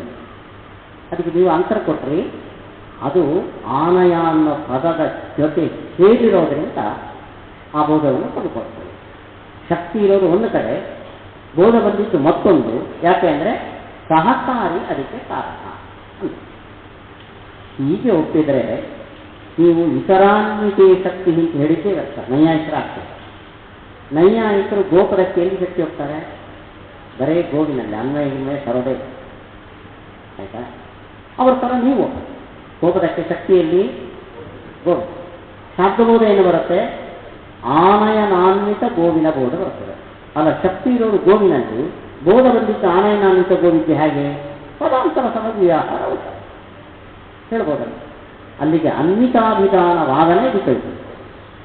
ಒಂದು ಕಡೆ ಶಕ್ತಿ, ಇನ್ನೊಂದು ಬೋಧ ಅಂತ ನೀವು ಒಪ್ಪೋದಾದರೆ ಸಾಮಾನ್ಯಾನ್ವಿತೆ ಶಕ್ತಿ ವಿಶೇಷಾನ್ವಯಕ್ಕೆ ಬೋಧ ಅಂತ ನೀವು ಹೇಳೋದಾದರೆ ಪದಾರ್ಥಿ ಶಕ್ತಿ ಅನ್ವಯಕ್ಕೆ ಬೋಧ. ಅಲ್ಲ, ನೈಯಾಯಿಕರ ರೀತಿಯಿಂದ ನೀವು ಕೂಡ ಪದಗಳಿಗೆ ಸ್ವಾರ್ಥದಲ್ಲಿ ಮಾತ್ರ ಶಕ್ತಿ ಒಪ್ಪಿದ್ರೆ ಸಾಕು. ಅನ್ವಯದ ಬೋಧ ಹೇಗೆ? ಪದಾಂತರದ ಸಹಕಾರದಿಂದಾಗಿ ಅನ್ವಯದ ಬೋಧ ಬರ್ತದೆ. ಈಗ ಹೇಳ್ರಿ, ಇದು ಪೂರ್ವಪಕ್ಷ. ಒಳ್ಳೆ ಉತ್ತರ ಕೊಟ್ಟಿದ್ದಾರೆ, ಒಳ್ಳೆ ಆಕ್ಷೇಪ ಇದೆ. ಇದಕ್ಕೆ ಸರಿಯಾದ ಸಮಾಧಾನ ಕೊಟ್ಟಿದ್ದಾರೆ. ನೋಡಿ, ಇತ್ತೀಚೆನ ಸಂಗತಿ ಗ್ರಹಣ ಸಮಯೇ ಸಾಮಾನ್ಯಾನ್ವಿತ ಶಕ್ತೇಃ ಗೃಹೀತತ್ವ. ಅದಕ್ಕೆ ಒಂದು ಉತ್ತರ ಏನಂದರೆ, ಅನ್ವಿತ ಸ್ವಾರ್ಥದಲ್ಲಿ ಶಕ್ತಿಯನ್ನು ಯಾಕೆ ಒಪ್ತೀರಿ ಅಂದರೆ ನಮಗೆ ಹಾಗೆ ಅನುಭವಕ್ಕೆ ಬಂದಿದೆ. ನಾವು ಶಕ್ತಿಯನ್ನಂದರೆ ಈ ಪದಕ್ಕೆ ಈ ಅರ್ಥ ಅಂತ ತಿಳ್ಕೊಳ್ಳೋದು ಕ್ರಮ ಹೇಗೆ? ವ್ಯವಹಾರ ನಡೆಯೋದು ಇಲ್ಲಿ ಅನ್ವಿತದೆ. ಅಂದ ಪದಕ್ಕೆ ಶಕ್ತಿ ಎಲ್ಲಿ ಅನುಭವಕ್ಕೆ ಬಂದಿದೆ ನಮಗೆ? ಅನ್ವಿತದೆ. ಯಾಕೆಂದು ಪ್ರಶ್ನೆ ಇಲ್ಲ. ನೀವು ನೀರಡಿಕೆ ಆದರೆ ನೀರು ಯಾಕೆ ಕುಡಿತೀವಿ ಅಂದರೆ ಕ್ವಶನ್ ಇದೆಯಾ? ಹಾಗೆ ಯಾಕೆ ಅನ್ವಿತದಲ್ಲಿ ಶಕ್ತಿಯನ್ನು ಒಪ್ತೀರಿ ಅಂದರೆ ಹಾಗೆ ಅನುಭವ ಬಂದಿದೆ. ಅನ್ವಿತವಾದ ಪದಾರ್ಥವನ್ನು ನೋಡ್ತೇವೆ, ಪದವನ್ನು ಕೇಳ್ತೇವೆ, ಆ ಪದಕ್ಕೆ ಅನ್ವಿತ ಸ್ವಾರ್ಥದಲ್ಲಿ ಶಕ್ತಿ ಅಂತ ನಮಗೆ ಅನುಭವ ಬಂದಿದೆ. ಯಾಕೆ ಅನ್ನೋ ಪ್ರಶ್ನೆ ಇಲ್ಲ, ಅನುಭವ ಬಂದಿದೆ, ಶಕ್ತಿಯನ್ನು ಒಪ್ಪಿದೆ. ಒಂದು ಆನ್ಸರ್. ಎರಡನೇ ಪದಾಂತರ ಸಮಭಿವ್ಯಾಹಾರೋಹಿ ಸಾಮಾನ್ಯಸ್ಯ ವಿಶೇಷ ಪರ್ಯವಸಾನೆ ಏವ ಹೇತುಃ ನ ಪುನಃ ಅವಿದ್ಯಮಾನ ಶಕ್ತ್ಯಾಧಾನೆ ಆಧಾನೆ ಇತಿ. ನೋಡ್ರಿ, ಕಣ್ಣಿನಲ್ಲಿ ಕಾಣಿಸ್ತದೆ ಒಬ್ಬನಿಗೆ, ನನಗೆ ಅಂತ ಇಟ್ಕೊಳ್ಳಿ, ದೂರದ್ದು ಕಾಣಿಸ್ತದೆ. ಅವಾಗೇನು ಮಾಡಬೇಕು? ದೂರದ್ದು ಕಾಣಿಸಲ್ಲ, ಕಣ್ಣು ಸರಿಯಾಗಿ ಏನು ಮಾಡಬೇಕು ನಾವು? ದೂರದ್ದು ಕಾಣಿಸ್ಬೇಕಾದ್ರೆ ಕನ್ನಡಕ ಹಾಕೋದು ಅಲ್ವಾ? ದೂರದ್ದು ಕಾಣಿಸ್ಬೇಕಾದ್ರೆ ಕನ್ನಡಕ. ಕಣ್ಣಲ್ಲಿ ನೋಡುವ ಶಕ್ತಿ ಇದೆ, ದೂರದ್ದನ್ನು ಕಾಣುವ ಶಕ್ತಿ ಸಾಕಾಗಿದೆ, ಅವಾಗ ಸಿಗಪ್ಪ. ಒಬ್ಬ ಕುರುಡನಿಗೆ ದೂರದ್ದು ಕಾಣಿಸಲ್ಲ, ಕಂಡಕ್ಕ ಕಾಣ್ತ. ನೋಡುವ ಶಕ್ತಿ ಇದ್ರೆ ಅದಕ್ಕೇನಾದರೂ ತೊಂದರೆ ಬಂದರೆ ಫಿಲಪ್ ಮಾಡ್ತೀವಿ ಕನ್ನಡ. ನೋಡುವ ಶಕ್ತಿನೇ ಇಲ್ಲ ಅಂದರೆ 10 ಕಂಡಕ್ಕಾದರೂ ಕಾಣಿಸೋದು. ಹಾಗೆ ಪದಕ್ಕೆ ಅನ್ವಯದಲ್ಲಿ ಶಕ್ತಿ ಇದ್ದರೆ ಇನ್ನೊಂದರ ಸಹಕಾರದಿಂದ, ಕನ್ನಡಕ್ಕೆ ಇದ್ದಂತೆ ಇನ್ನೊಂದು ಪದಾಂತರ ಸಹಕಾರ ಬಂದಾಗ ಅದು ವಿಶೇಷಾನ್ವಯದ ಬೋಧವನ್ನು ತಂದೆ. ಯಾವಾಗ ಅನ್ವಯದಲ್ಲಿ ಶಕ್ತಿ ಇದೆ, ಪದಾಂತರದ ಸಹಕಾರ ಬಂದಾಗ ಅದೇ ಶಕ್ತಿಯು ವಿಶೇಷಾನ್ವಯದ ಬೋಧವನ್ನು ತಂದೆ. ಅನ್ವಯದಲ್ಲಿ ಶಕ್ತಿನೇ ಇಲ್ಲ, ಬರೇ ಪದಾರ್ಥದಲ್ಲಿ, ಗೋಪದಕ್ಕೆ ಗೋರೂಪ ಅರ್ಥದಲ್ಲಿ ಮಾತ್ರ ಶಕ್ತಿ, ಅನ್ವಯದಲ್ಲಿ ಶಕ್ತಿನೇ ಇಲ್ಲ ಅಂದರೆ 10 ಪದಗಳ ಸಮವ್ಯಾಹಾರದ ಸಹಕಾರ ಬಂದರೂ ಆ ಪದವು ಅನ್ವಯದ ಬೋಧವನ್ನು ತಂದುಕೊಡಕ್ಕೆ ಸಾಧ್ಯ ಇಲ್ಲ. ಅನ್ವಯದಲ್ಲಿ ಶಕ್ತಿ ಇದ್ದರೆ ಪದಾಂತರದ ಅದಕ್ಕೆ ಸಹಕಾರ ನೀಡ್ತದೆ. ಅನ್ವಯದಲ್ಲಿ ಶಕ್ತಿನೇ ಇಲ್ಲ ಅಂದರೆ ಎಷ್ಟು ಪದಗಳ ಸಹಕಾರ ಬಂದರೂ ಅನ್ವಯದ ಬೋಧ ಬರೋದಕ್ಕೆ ಸಾಧ್ಯ ಇಲ್ಲ. ಕಣ್ಣಲ್ಲಿ ನೋಡುವ ಶಕ್ತಿ ಇದ್ದರೆ ಒಂದು ಕನ್ನಡಕ್ಕೆ ಹಾಕಿದರೆ ದೂರದ್ದು ಕಾಣ್ತದೆ. ಕಣ್ಣಲ್ಲಿ ನೋಡುವ ಶಕ್ತಿಯೇ ಇಲ್ಲ ಅಂದರೆ 10 ಕನ್ನಡಕ್ಕೆ ಹಾಕಿದರೂ ಕಾಣ್ತದ. ಪದಕ್ಕೆ ಅನ್ವಯದಲ್ಲಿ ಶಕ್ತಿ ಇದ್ದರೆ ಪದಾಂತರ ಎಂಬ ಕನ್ನಡಕದ ಸಹಕಾರ ಬಂದರೆ ವಿಶೇಷ ಅನ್ವಯವನ್ನು ಬೋಧಿಸಬಹುದು. ಅನ್ವಯದಲ್ಲಿ ಶಕ್ತಿನೇ ಇಲ್ಲ, ಸ್ವಾರ್ಥದಲ್ಲಿ ಮಾತ್ರ ಶಕ್ತಿ ಅಂತಾದರೆ ಎಷ್ಟು ಸಹಕಾರ ಬಂದರೂ ಅನ್ವಯದ ಬೋಧ ಬರಲಿಕ್ಕೆ ಸಾಧ್ಯ ಇಲ್ಲ. ಆದ್ದರಿಂದ ಸ್ವಾರ್ಥದಲ್ಲಿ ಮಾತ್ರ ಶಕ್ತಿ ಒಪ್ಪಿ ಪದಾಂತರ ಸಮವ್ಯಾಹಾರದಿಂದ ಅನ್ವಯ ಬೋಧ ಬರ್ತದೆ ಅನ್ನೋದಕ್ಕೆ ಅರ್ಥವೇ ಇಲ್ಲ. ತುಂಬ ಒಳ್ಳೆಯ ಪರಿಹಾರ ಇದೆ. ನನು ತಥಾಪಿ ಅನ್ವಿತಾಭಿಧಾನೇ ಸಮವಿವ್ಯಾಕೃತ ಪದಾನಾಂ ಪುನರುಕ್ತಿದೋಷಃ ಇತಿ ಚೇನ್ನ ಅನ್ವಯಭೇದಾತ್ ಆನಯನಾನ್ವಿತಃ ಗೌಃ ಗವಾನ್ವಿತಂ ಆನಯನಂ ಇತ್ಯನಯೋರಿತಿ ಕುತೋ ಭೇದಃ. ಇನ್ನೊಂದು ದೋಷ ಇದೆ ನಮ್ಮ ಸಾಮಾನ್ಯಾನ್ವಿತಾಭಿಧಾನವಾದ ಪದಾಂತರ ವೈಯರ್ಥ್ಯ ಇಲ್ಲ, ಅನ್ಯೋನ್ಯಾಶ್ರಯ ಇಲ್ಲ. ಆದರೆ ಗಾಮ್ ಆನಯ ಎಂಬಲ್ಲಿ ಗೋಪದದಿಂದ ಆನಯ ಪದದ ಜೊತೆಯ ಸಹಕಾರದಿಂದ ಗೋಪದಕ್ಕೆ ಏನು ಬೋಧ ಬರುತ್ತೆ? ಗೋಪದದಿಂದ ಆನಯನ ಅನ್ವಿತ ಗೋವಿನ ಬೋಧ. ಸೇಮ್ ಆನಯ ಪದಕ್ಕೆ ಗೋಪದದ ಸಹಕಾರ ಇರೋದ್ರಿಂದ ಆನಯ ಪದದಿಂದ ಏನು ಬೋಧ ಬರುತ್ತೆ? ಗವಾನ್ವಿತಂ ಆನಯನ. ಗೋಪದದಿಂದ ಏನು ಬಂತು? ಆನಯನಾನ್ವಿತ ಗೌ. ಆನಯ ಪದದಿಂದ ಏನು ಬೋಧ ಬಂತು? ಗವಾನ್ವಿತಂ ಆನಯನ. ಕನ್ನಡದಲ್ಲಿ ಹೇಳೋದಾದರೆ ಸರ್ವ ಗೋವು, ಇದು ಗೋಪದದಿಂದ ಬಂದದ್ದು. ಆನಯ ಪದದಿಂದ ಗೋವನ್ನು ತರುವಿಕೆ, ತಂದ ಸರ್ವ ಗೋವು, ಗೋವನ್ನು ತರುವಿಕೆ. ಒಂದೆರಡು ಸೇಮ್ ಅಲ್ವಾ? ಅಲ್ಲಿಗೆ ಗೋಪದ ಹೇಳಿದ್ದನ್ನೇ ಆನಯ ಪದ ಹೇಳಿ. ಅದರಿಂದ ಏನು ದೋಷ? ಇದು ಹೇಳಿದ್ದನ್ನೇ ಇದು ಹೇಳುತ್ತೆ, ಅದರಿಂದ ಪುನರುಕ್ತಿ, ಈ ದೋಷ ಹೇಳಿದೆ. ಅದಕ್ಕೆ ಸಿದ್ಧಾರ್ಥಪಾದ ಅಂದರು, ಗೋಪದ ಹೇಳಿದ್ದೇನು? ಆನಯನಾನ್ವಿತ ಗೋ. ಆನಯ ಪದ ಹೇಳಿದ್ದೇನು? ಗವಾನ್ವಿತಂ ಆನಯನಂ. ಒಂದೊಂದು ಸೇಮ ಅಲ್ಲ, ಬೇರೆ. ಇವಾಗ ಈ ಟೇಬಲ್ ಮೇಲೆ ನಾನು ಕೂತಿದ್ದೇನೆ, ನಾನು ಟೇಬಲನ್ನು ಹೊತ್ಕೊಂಡೆ. ಒಂದೊಂದು ಸೇಮ ಅಲ್ಲ, ಗವಾನ್ವಿತಂ ಆನಯನಂ ಆನಯನಾನ್ವಿತ ಗೋವು ಬೇರೆ. ಅನ್ವಯ ಭೇದ ಪೌನರುಕ್ತಿ ಇಲ್ಲ ಅಲ್ಲ, ಶಬ್ದತಃ ಪುನರುಕ್ತಿ ಇಲ್ಲ. ಗೋಪದ ಏನು ಹೇಳ್ತು? ಆನಯನ ಕ್ರಿಯೆಯು ಗೋವಿಗೆ ಸಂಬಂಧಪಟ್ಟಿದೆ. ಗೋವು ಆನಯನ ಕ್ರಿಯೆಗೆ ಸಂಬಂಧಪಟ್ಟಿದೆ. ನನ್ನ ಸಂಬಂಧಿ ಇವನು, ಆಯ್ತಾ? ಅವನ ಸಂಬಂಧಿ ನಾನು. ನನ್ನ ಸಂಬಂಧಿ ಇವನು ಅಂತ ಹೇಳಿದ ಕೂಡಲೇ ನೀವೇನು ತಿಳ್ಕೊತೀರಿ? ಕೂಡಲೇ ಅವನ ಸಂಬಂಧಿ ಇವನು. ರಾಮನ ಮಗ ಅಥವಾ ದಶರಥನ ಮಗ ರಾಮ. ಇಮಿಡಿಯೇಟ್ ಏನು ಗೊತ್ತಾಗುತ್ತೆ? ನಾನು ಮತ್ತೆ ಹೇಳಬೇಕಾಗಿಲ್ಲ, ರಾಮನ ಅಪ್ಪ ದಶರಥ ಅನ್ಬೇಕಾಗಿಲ್ಲ. ಹಾಗೆ ಗೋಪದ ಏನು ಹೇಳ್ತು? ಆನಯನ ಕ್ರಿಯೆ ಉಳ್ಳದ್ದು ಗೋವು. ನಿಮಗೇನು ಗೊತ್ತಾಗುತ್ತೆ? ಗೋವಿನ ಅನ್ವಯ ಉಳ್ಳದ್ದು ಗೊತ್ತಾಗುತ್ತೆ. ಮತ್ತೆ ಆನಯ ಪದ ನಾನು ಹೇಳಬೇಕಾ? ಶಬ್ದತಃ ಬಂದ ಬೋಧ ಬೇರೆ, ಆದರೆ ಒಂದು ಬೋಧ ಬಂದ ಕೂಡಲೇ ಇನ್ನೊಂದು ಅಂಡರ್ಸ್ಟುಡ್ ಮತ್ತೆ ಅದನ್ನು ಹೇಳಬೇಕಾದಿಲ್ಲ. ಅಂದರೆ ಅಂಡರ್ಸ್ಟುಡ್ಡನ್ನು ಹೇಳಿದರೆ ದೋಷ ಇಲ್ಲ, ಆರ್ಥಿಕಾರ್ಥ ಅದು. ಆಯ್ತಾ? ನೋಡಿ, ಕತ್ಲಾಯಿತು ಅಂದರೆ ನಿಮಗೇನು ಅಂಡರ್ಸ್ಟುಡ್? ಮನೆಯಿಂದ ಹೊರಗೆ ಹೋಗಬೇಡಿ, ಜಾಗ್ರತೆ, ಕಳ್ಳರಿದ್ದಾರೆ. ಕತ್ಲಾಯಿತು, ಕಳ್ಳರಿದ್ದಾರೆ, ಹೊರಗೆ ಹೋಗ್ಬೇಡ್ರಿ ಕೇಳಬಾರ್ದು. ನಾನು ನಿಮ್ಗೆ ಅಂಡರ್ಸ್ಟುಡ್. ಕತ್ಲಾಯಿತು ಅಂದ ಕೂಡಲೇ ಹೊರಗೆ ಹೋಗಬಾರ್ದು, ಹಾವು ಚೇಳುಗಳಿದೆ ಅನ್ನೋದು ಅಂಡರ್ಸ್ಟುಡ್. ಆದರೂ ನಾನು ಹೇಳಿದರೆ ದೋಷ ಇದೆಯಾ?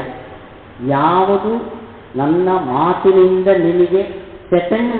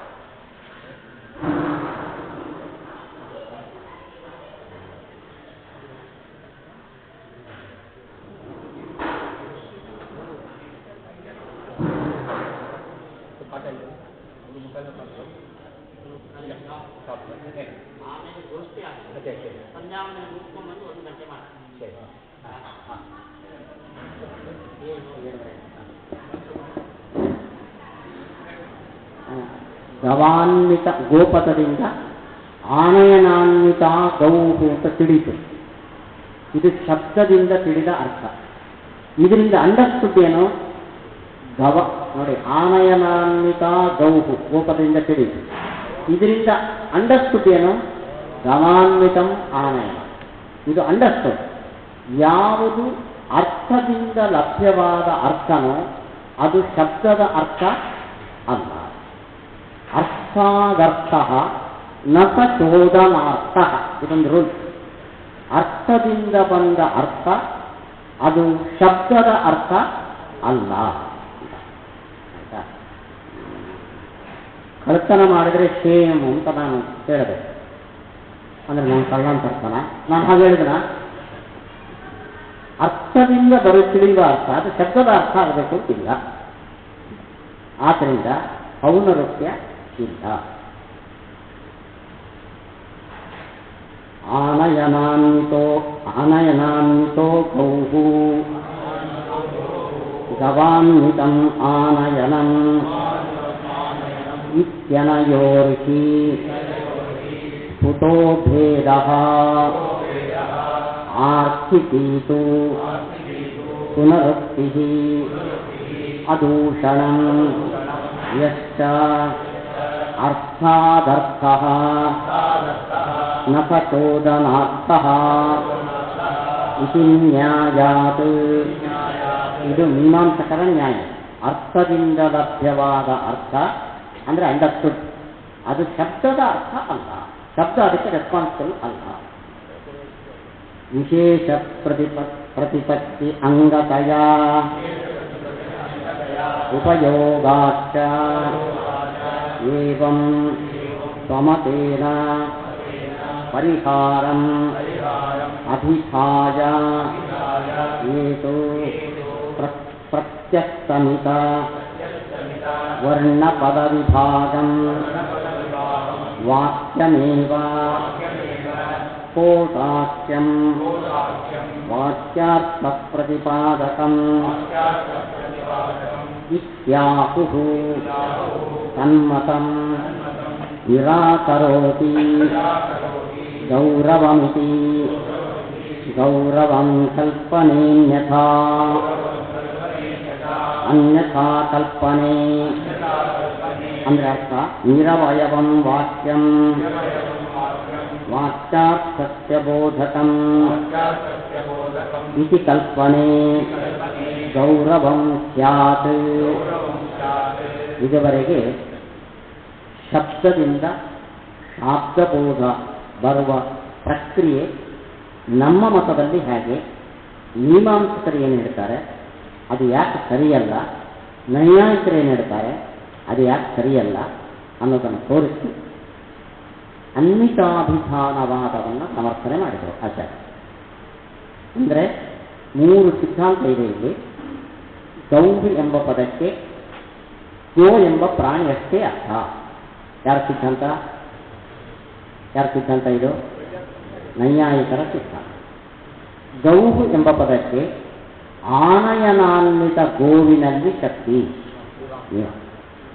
ಗೌಹು ಎಂಬ ಪದಕ್ಕೆ ಇತರಾನ್ವಿತ ಗೋವಿನಲ್ಲಿ ಶಕ್ತಿ,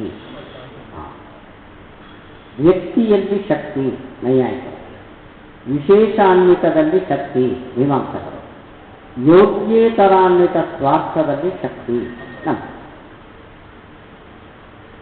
ಇನ್ನು ವೈಯಾಕರಣರ ಮತ ಇದುವರೆಗೆ ಎಲ್ಲೂ ಪ್ರಸ್ತಾಪ ಆಗಿಲ್ಲ.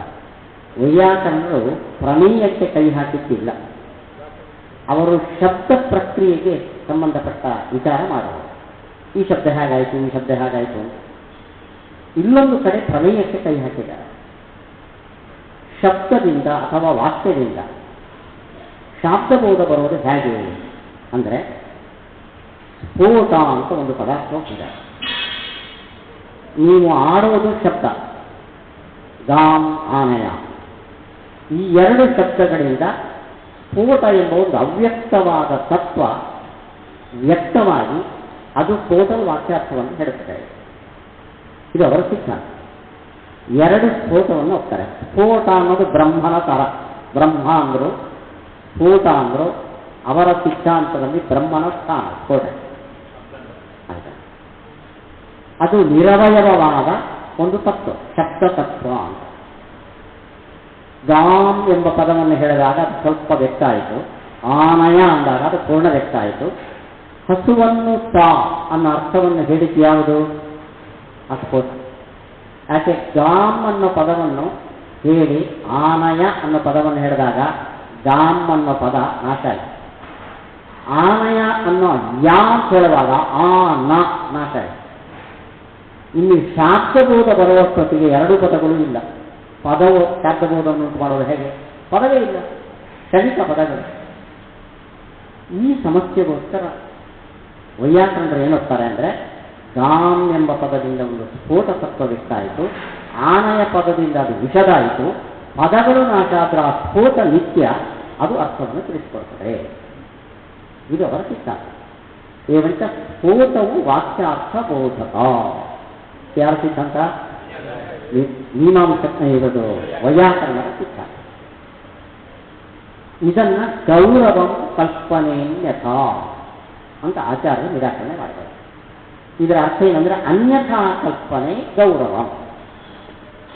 ಶಬ್ದಕ್ಕೆ ಇತರಾನ್ವಿತ ವ್ಯಕ್ತಿಯಲ್ಲಿ ಶಕ್ತಿ ಅನ್ನೋದನ್ನು ಬಿಟ್ಟು ಅನ್ಯಥಾ, ಏನು ಅನ್ಯಥಾ ಕಲ್ಪನೆ ಮಾಡಿದರು? ಶಕ್ತಿ ಇಲ್ಲವೇ ಇಲ್ಲ, ಪದ ಅರ್ಥವನ್ನು ಹೇಳಿದ್ದೇ ಅಲ್ಲ, ಮತ್ತೆ ಯಾವುದು? ಸ್ಫೋಟ. ಈ ಕಲ್ಪನೆ ಮಾಡಿದರೆ ಗೌರವ. ಆದ್ದರಿಂದ ಸ್ಫೋಟವು ವಾಕ್ಯಾರ್ಥಬೋಧಕ ಅನ್ನೋ ಸಿದ್ಧಾಂತ ಗೌರವದೋಷಗ್ರಸ್ತ. ಇದು ಆಚಾರ್ಯರ ಅಭಿಪ್ರಾಯ. ಇದನ್ನು ನಮ್ಮ ಮುಂದೆ ಇಟ್ಟು ಟೀಕಾಗ್ತಾರೆ. ಹೇಗೆ ಗೌರವ, ಅವರು ಸ್ಫೋಟ ಯಾಕೆ ಹೋಗ್ತಾರೆ ಅದನ್ನೆಲ್ಲ ಇನ್ನು ವಿಚಾರಪಡಿಸ್ತಾರೆ. ಸ್ಫೋಟವಾದ ಅಂತ ಅನ್ವಿತಾಭಿಧಾನವಾದದ ನಂತರ ಬರುವ ಒಂದು ವಾದ ಸ್ಫೋಟವಾದ, ವೈಯಾಕರಣ ಮತ್ತು ವಿಮರ್ಶೆ. ತುಂಬ ದೀರ್ಘವಾಗಿ ಬೆಳೆಸಲ್ಲ, ಚುಟುಕಾಗಿ ಬೆಳೆಸ್ತಾರೆ. ಆ ಗೌರವವನ್ನು ತೋರಿಸ್ತಾರೆ. ವಾಕ್ಯಮೇವ ಖಲು ಏವಂ ವಿಧಂ ವಿನಾ ಪ್ರಮಾಣೇನ ಕಲ್ಪನೀಯಂ ತಸ್ಯ ಚ ವಾಕ್ಯಾರ್ಥ ಪ್ರತ್ಯಾಯನ ಶಕ್ತಿರಪಿ ಕಲ್ಪನೀಯ ಇತಿ. ಇದು ಗೌರವ. ನೋಡಿ, ನಾನು ಹೇಳಿದೆ ಗಾಂ ಆನಯ ಅನ್ನೋ ಎರಡು ಪದಗಳಿಂದ ಒಂದು ಸ್ಫೋಟ ವ್ಯಕ್ತ ಆಯಿತು. ನಿಮ್ಗೆ ಏನಾದರೂ ಜ್ಞಾನ ಬಂತ? ನಿಮಗೆ ಸ್ಫೋಟ ಅಂದ ಕೂಡಲೇ ಆಟಂ ಬಾಂಬ್ ಸ್ಫೋಟನೇ ಗೊತ್ತಾಗುತ್ತೆ. ಆ ಸ್ಫೋಟದ ಕಲ್ಪನೆಯೇ ಬರುತ್ತೆ. ನೀವಂತ ವೈಯಾಕರಣರು ಹೇಳಿದ ಸ್ಫೋಟ ಅಂತ ಏನೊಂದು ಪದಾರ್ಥ ಇದೆಯೋ ಇದು ನಮ್ಮ ಕಲ್ಪನೆಗೆ ಮೀರಿದ್ದು, ಅದನ್ನು ಅವನು ಕಲ್ಪಿಸಬೇಕು. ಒಂದು ಗೌರವ. ಆ ಸ್ಫೋಟವನ್ನು ಕಲ್ಪನೆ ಮಾಡಿದನ ಸಾಕ. ಅರ್ಥವನ್ನು ಹೇಳೋದು ಸೆಂಟೆನ್ಸ್ ಅಲ್ಲ ಅಂತೆ ಆ ಸ್ಫೋಟ ಅಂತ. ಇದು ಇನ್ನೊಂದು ಕಲ್ಪನೆ. ಸ್ಫೋಟನೇ ಕಲ್ಪನೆ ಮಾಡೋದು ನಮ್ಮ ಅನುಭವಕ್ಕೆ ಮೀರಿ, ಅದು ವಾಕ್ಯದ ಅರ್ಥವನ್ನು ಹೇಳುತ್ತದೆ ಅಂತ ಎರಡನೇ ಕಲ್ಪನೆ ಇದು. ಈ ಎರಡು ಕಲ್ಪನೆಗಳು ಮಾಡಬೇಕಾದ್ರಿಂದ ಗೌರವಂ, ಅನ್ಯಥಾ ಕಲ್ಪನೆ ಗೌರವಂ ಅನ್ನೋದಕ್ಕೆ ಇದರ್ಥ. ಇನ್ನು ಇವಾಗ ಇವೆಲ್ಲವನ್ನು ಅವನು ಜಸ್ಟಿಫೈ ಮಾಡಬೇಕು. ಇಂಥ ಸ್ಫೋಟನೆ ಅಪ್ರಾಮಾಣಿಕ, ಇಲ್ಲ ಪ್ರಾಮಾಣಿಕ. ಇದಕ್ಕೆ ವಾಕ್ಯಾರ್ಥ ಬೋಧಕತ್ವವು ಅಪ್ರಾಮಾಣಿಕ ಅಂದರೆ ಇಲ್ಲ, ಅದು ನಮ್ಮ ಅನುಭವಕ್ಕೆ ಸಿಕ್ಕಾಗಿದೆ. ಅಲ್ಲಿಗೆ ಒಂದು ಅಸಂಗತವಾದ ವಿಷಯವನ್ನು ಮುಂದೆ ತಂದ. ಇದು ಅಸಂಗತ ಅಂದರೆ ಎಲ್ರಿಗೂ ಅನುಭವ ಸಿಕ್ಕಾಗಿದೆ ಅಂತ ತೋರಿಸಿಕೊಡ್ತಾರೆ.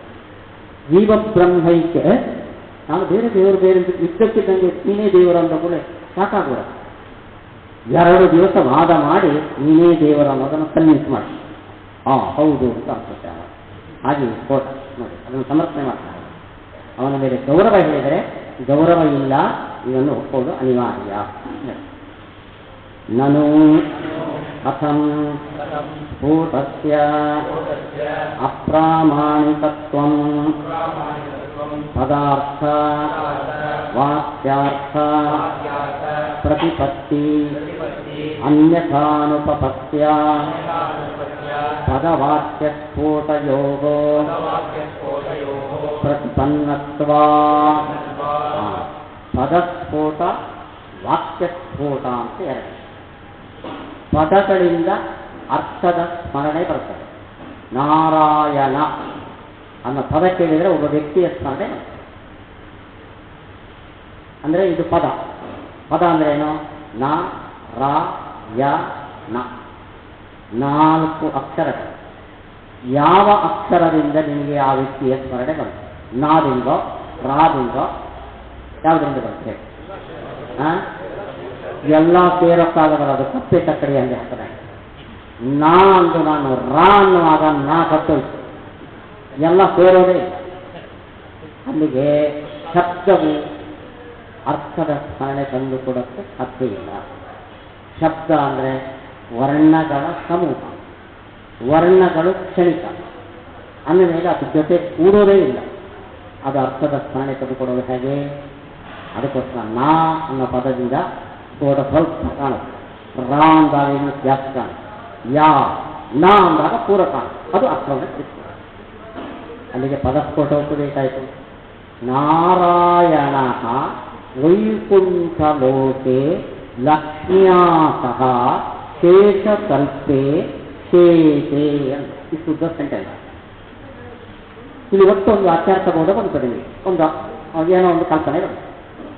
ಇಲ್ಲಿ ಯಾವ ಪದವು ಈ ಕಲ್ಪನೆ ಕೊಡ್ತು? ನಾರಾಯಣ ಅನ್ನೋ ಪದವು ಅಷ್ಟು ಮೀನಿಂಗ್ ಕೊಡ್ತೋ, ವೈಕುಂಠೆ ಅನ್ನೋ ಶಬ್ದ ಹೇಳ್ತೋ ಅರ್ಥ, ಶೇಷೆ ಅನ್ನೋ ಕೊನೆ ಪದ ಹೇಳ್ತೋ, ಯಾವ ಪದ ಹೇಳ್ತೋ? ಎಲ್ಲ ಪದಗಳು ಸೇರಿ ಈ ಶಾಬ್ದಬೋಧ ಬಂತು. ಸೇರೋದೇ ಇಲ್ಲ. ವರ್ಣಗಳು ಜೊತೆ ಸೇರಲ್ಲ, ವಾಕ್ಯದಲ್ಲಿರುವ ಪದಗಳು ಜೊತೆ ಆಗೋಕ್ಕೆ ಸಾಧ್ಯ ಇಲ್ಲ. ಆದ್ದರಿಂದ ನಾರಾಯಣ ಅನ್ನೋ ಪದದಿಂದ ಸ್ಫೋಟ, ವಾಕ್ಯ ಸ್ಫೋಟ ಸ್ವಲ್ಪ ವ್ಯಕ್ತ ಆಯಿತು. ವೈಕುಂಠೆ ಅನ್ನೋದರಿಂದ ಮತ್ತಷ್ಟು ವ್ಯಕ್ತ ಆಯಿತು. ಶೇಷಕಲ್ಪೆ ಮತ್ತಷ್ಟು, ಲಕ್ಷ್ಮಿಯ ಸಹ ಶೇಷೆ ಅಂದಾಗ ಪೂರ್ಣ ವ್ಯಕ್ತ ಆಯಿತು. ಅದಕ್ಕೆ ಅರ್ಥವಲ್ಲ. ಏವಂತ ಪದಗಳಿಂದ ಅರ್ಥದ ಸ್ಮರಣೆ ಬರಬೇಕಾದರೆ ಸ್ಫೋಟದ ಅಗತ್ಯ ಇದೆ. ಪದಗಳ ಸಮೂಹ ರೂಪವಾದ ವಾಕ್ಯದಿಂದ ವಾಕ್ಯಾರ್ಥಬೋಧ ಬರಬೇಕಾದರೆ ಸ್ಫೋಟದ ಅವಶ್ಯಕತೆ ಇದೆ. ಸ್ಫೋಟವನ್ನು ಒಪ್ಪದ ಹೊರತು ಅರ್ಥದ ಸ್ಮರಣೆ, ಶಾಬ್ದ ಬೋಧ ಇವೆರಡು ಕೂಡಲ್ಲಾದ್ರಿಂದ ಪದಸ್ಫೋಟ, ವಾಕ್ಯಸ್ಫೋಟ ಎರಡನ್ನು ಒಪ್ಪಲೇಬೇಕು. ಇದು ಅವರ ತಿಳ್ಕೊಂಡ. ಸರಿನೋ ತಪ್ಪು? ನೀವು ಕಂಪೋಸ್ ಮಾಡಿ ಕೂಡಿದ್ದೀರಿ, ಸೇವ್ ಅಂತ ಕಮೆಂಟ್ ಕೊಟ್ಟಿಲ್ಲ, ಹೊಡಿತಾ ಇದ್ದೀರಿ, ಕರೆಂಟ್ ಹೋಯ್ತು, ಮತ್ತೆ ಹಾಕಿದರೆ ಏನಿಲ್ಲ, ಬ್ಲ್ಯಾಂಕ್. ಹಾಗೆ ಪದಗಳು ವಾಕ್ಯಗಳು. ನೀವು ನಾರಾಯಣ ಅನ್ನೋ ಸರಿಗೆ ಹಿಂದಿದೆಲ್ಲ ಅರೇಸ್ ಆಗುತ್ತೆ. ಶಬ್ದಗಳು ಅರ್ಥ ಜೊತೆ ಸೇರೋದೇ ಇಲ್ಲ. ಆದ್ದರಿಂದ ವರ್ಣಗಳು ಅರ್ಥದ ಸ್ಮರಣೆ ತಂದುಕೊಡೋದು ಅಲ್ಲ. ಏನಂತೀರಿ?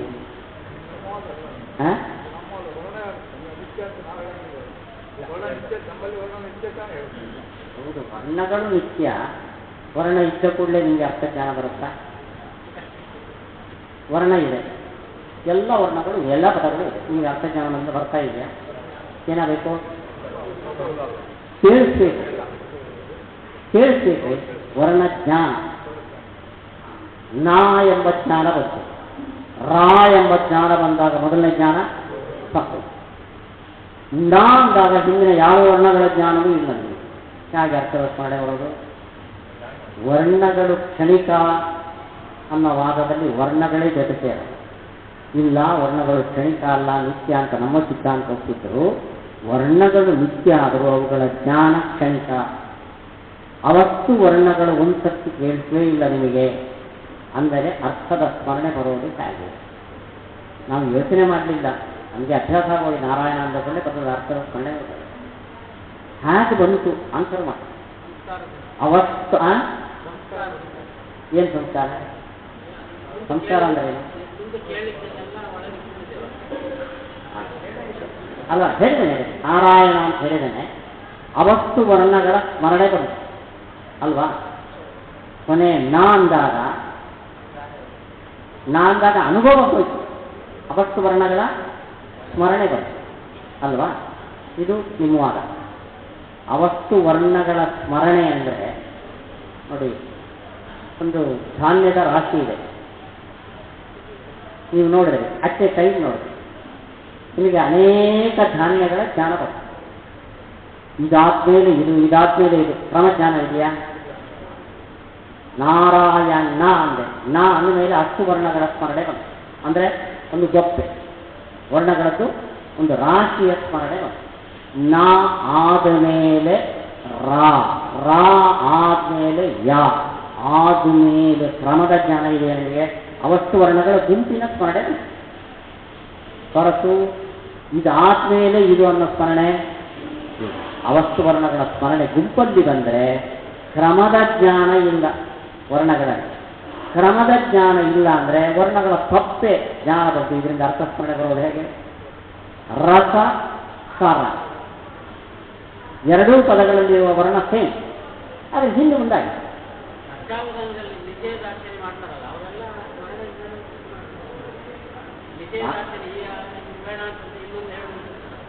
ಅಲ್ಲಿ ಹಿಂದೆ ಏನು ಅಕ್ಷರ ಹೇಳಿದ್ದೇನೆ ಅನ್ನೋದು ಸ್ಮರಣೆ ಇದೆ. ನಾನು ಹಿಂದೆ ನಾ ಅಂದಿದ್ದೆ, ರಾ ನಿಷೇಧ ಮಾಡಿದ್ದ, ನಾನು ಬೇರೆ ಹಾಕಬೇಕು, ಅಷ್ಟು ಜ್ಞಾನ ಇದೆ. ಇಲ್ಲಿ ನಾವು ಕೇಳ್ತಿರೋದು ನಾರಾಯಣ ಅಂತ ನಾ ಆದ ಮೇಲೆ ನಿಮಗೆ ಹಿಂದೆ ಹೇಳಿದ 10 ವರ್ಣಗಳ ಸ್ಮರಣೆ ಒಂದು ಗುಂಪಲ್ಲಿ ಬಂತು. ಇದಾದ ಮೇಲೆ ಇದು ಅನ್ನೋ ಸ್ಮರಣೆ ಬಂದಿದೆಯಾ? ಆದ್ದರಿಂದ ವರ್ಣದ ಗುಂಪಿನ ಸ್ಮರಣೆ ಅರ್ಥಕ್ಕೆ ಸ್ಮಾರಕ ಅಲ್ಲ. ಆದ್ದರಿಂದ ಸ್ಫೋಟವನ್ನು ಒಪ್ಪದ ಹೊರತು ಶಾಬ್ದಬೋಧವನ್ನಾಗಲಿ ಅರ್ಥಸ್ಮರಣೆಯನ್ನಾಗಲಿ ಕೂಡಿಸಕ್ಕೆ ಸಾಧ್ಯ ಇಲ್ಲ. ಸ್ಫೋಟ ಬೇಕೇ ಬೇಕು. ಇದು ವೈಯಾಕರಣ ಸಮರ್ಥ.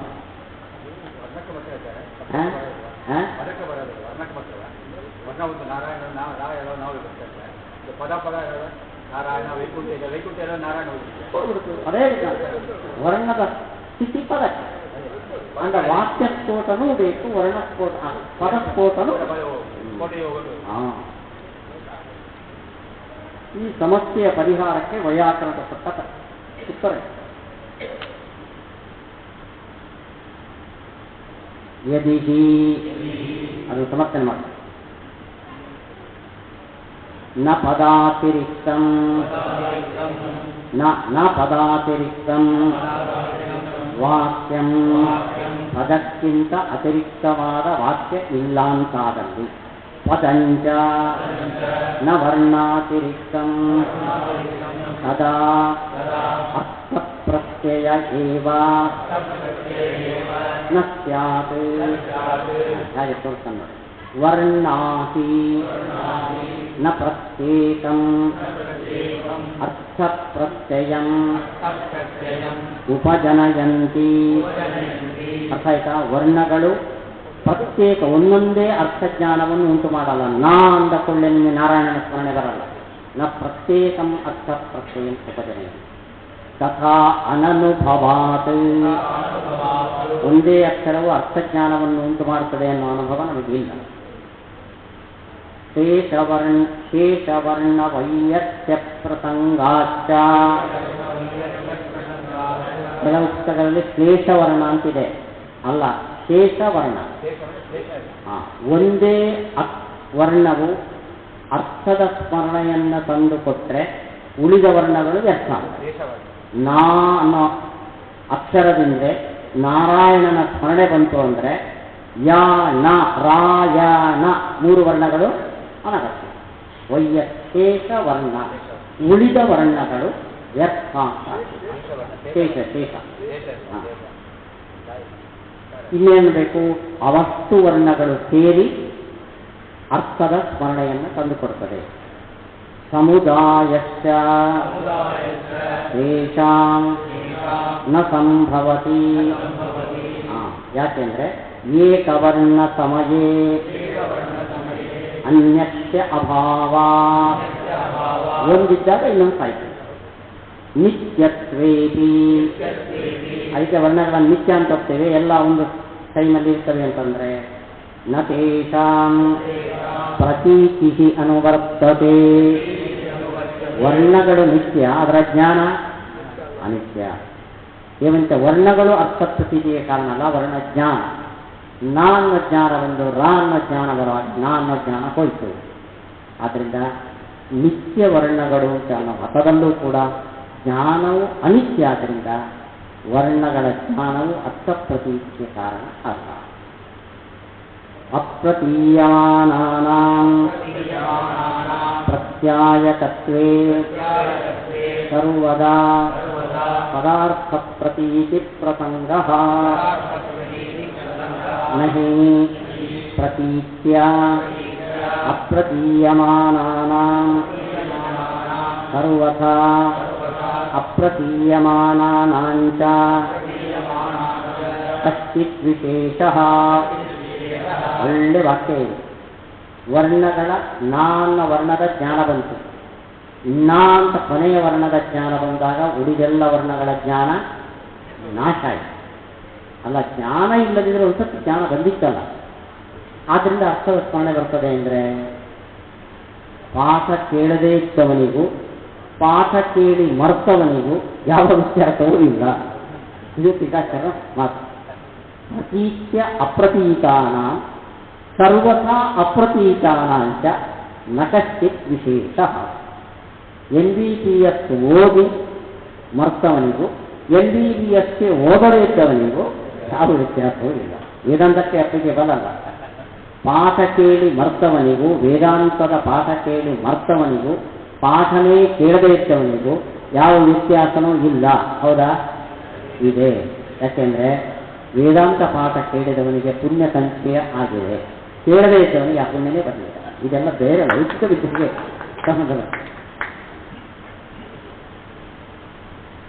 ನ ಚ ಪೂರ್ವಾನುಭೂತಾಃ ವರ್ಣಾಃ ಸ್ಮೃತ್ಯಾರೂಢಾಃ ಅರ್ಥಪ್ರತೀತಿಹೇತವಃ ಇತಿ ವಾಚ್ಯಂ. ಮೊದಲು ವರ್ಣದ ಅನುಭವ, ಆಮೇಲೆ ಅದರ ಸ್ಮರಣೆ ಬರ್ತದೆ. ಆದ್ದರಿಂದ ಅರ್ಥದ ಸ್ಮರಣೆ ಬರಬಹುದು. ಅಂದರೆ ಸ್ಮೃತೀನಾಮಪಿ ಅನುಭವಾನುಸಾರೇಣ ಕ್ರಮಿಕತ್ವ ಜ್ಞಾನಯೋಗಪದ್ಯ ಪ್ರತಿಷೇಧಾಶ್ಚ. ನಾ ಎಂಬ ವರ್ಣವನ್ನು ಕೇಳಿದ್ರಿ, ಅನುಭವ. ರಾ ಎಂಬ ವರ್ಣದ ಅನುಭವ ಬಂದಾಗ ನಾ ಎಂಬ ವರ್ಣದ ಅನುಭವ ನಾಶ ಆದರೂ ಅವರ ಸ್ಮರಣೆ ಬರ್ತದೆ. ಅಂದರೆ ಹಾಗೆ ಸ್ಮರಣೆ ಬರಲಿ. ಇಲ್ಲಿ ನಾ ಎಂಬ ಅಕ್ಷರದ ಸ್ಮರಣೆ ಬಂತು. ಯಾ ಅಂದಾಗ ಈ ಸ್ಮರಣೆಯೂ ನಾಶ ಆಯ್ತಲ್ಲ, ಸ್ಮರಣೆಯೂ ಕ್ರಮವಾಗಿ ಬರ್ತದೆ. ಮುಂದೆ ಬುದ್ಧಿಗೆ ಬಂದಂತೆ ಹಿಂದಿರ್ತಾ ಇತ್ತು. ಒಂದು. ಎರಡನೇದು, ರಾ ಅನ್ನೋ ವರ್ಣದ ಅನುಭವ, ಅದೇ ಟೈಮಲ್ಲಿ ಹಿಂದಿನ ವರ್ಣದ ಸ್ಮರಣೆ. ನಮ್ಮ ಲೋಡು ತಡ್ಕೊಳ್ಳಲ್ಲ ನಾವು. ಒಂದೇ ಸೆಕೆಂಡಲ್ಲಿ ಎರಡು ಜ್ಞಾನ ಬರಲ್ಲ. ಸ್ಮರಣೆ, ಅನುಭವ ಎರಡು ಒಟ್ಟಿಗೆ ಅಟ್ ಎ ಟೈಮ್ ಬರಲ್ಲ. ಆದ್ದರಿಂದ ನಾ ರಾ ಎಂಬ ವರ್ಣದ ಅನುಭವ, ಹಿಂದಿನ ವರ್ಣದ ಸ್ಮರಣೆ ಇವೆರಡು ಒಂದು ಕ್ಷಣದಲ್ಲಿ ಬರೋದಕ್ಕೆ ಸಾಧ್ಯ ಇಲ್ಲ. ಮನಸ್ಸು ಒಂದಾದ್ಮೇಲೆ ಒಂದು ಜ್ಞಾನವನ್ನು ತಂದುಕೊಡುತ್ತದೆ ಹೊರತು ಒಂದೇ ಕ್ಷಣದಲ್ಲಿ ಎರಡೂ ಕೆಲಸವನ್ನು ಮಾಡಲ್ಲ. ಅದು ನಮ್ಮ ಬಾಯಿ ಮಾತ್ರ ಮಾಡೋದು. ಊಟನೂ ಮಾಡುತ್ತೆ, ಕಣ್ಣಲ್ಲಿ ಟಿವಿನೂ ನೋಡುತ್ತೆ. ಅದು ಮನಸ್ಸು ಮಾಡಲ್ಲ.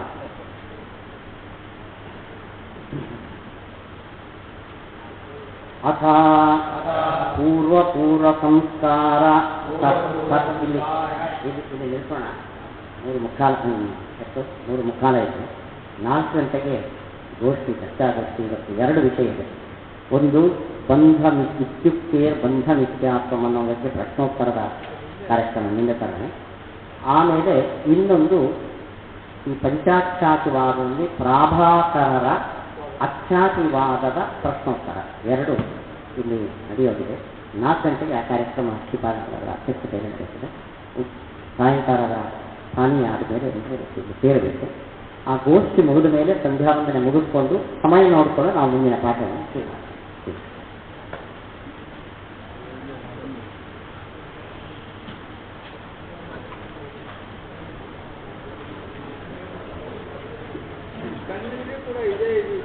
ಎಲ್ಲಾನು ಒಂದೇ ನೋಡಂಗಿಲ್ಲ. ಒಂದೇ ಚೆನ್ನಾಗಿ ನೋಡೋದು. ಅದು ರಿಟೆಂಟಿವಿಟಿ ಇದೆ, ಕಣ್ಣಿಗೆ ರಿಟೆಂಟಿವಿಟಿ. ಒಂದು ನೋಡಿದ ಇನ್ನೊಂದು ಇಟ್ಕೋದು, ಸ್ವಲ್ಪ ಉಳಿಸ್ಬೋದು. ಆ ಜ್ಞಾನ ಶಿಕ್ಷಣ ಅದು ಇವರೇ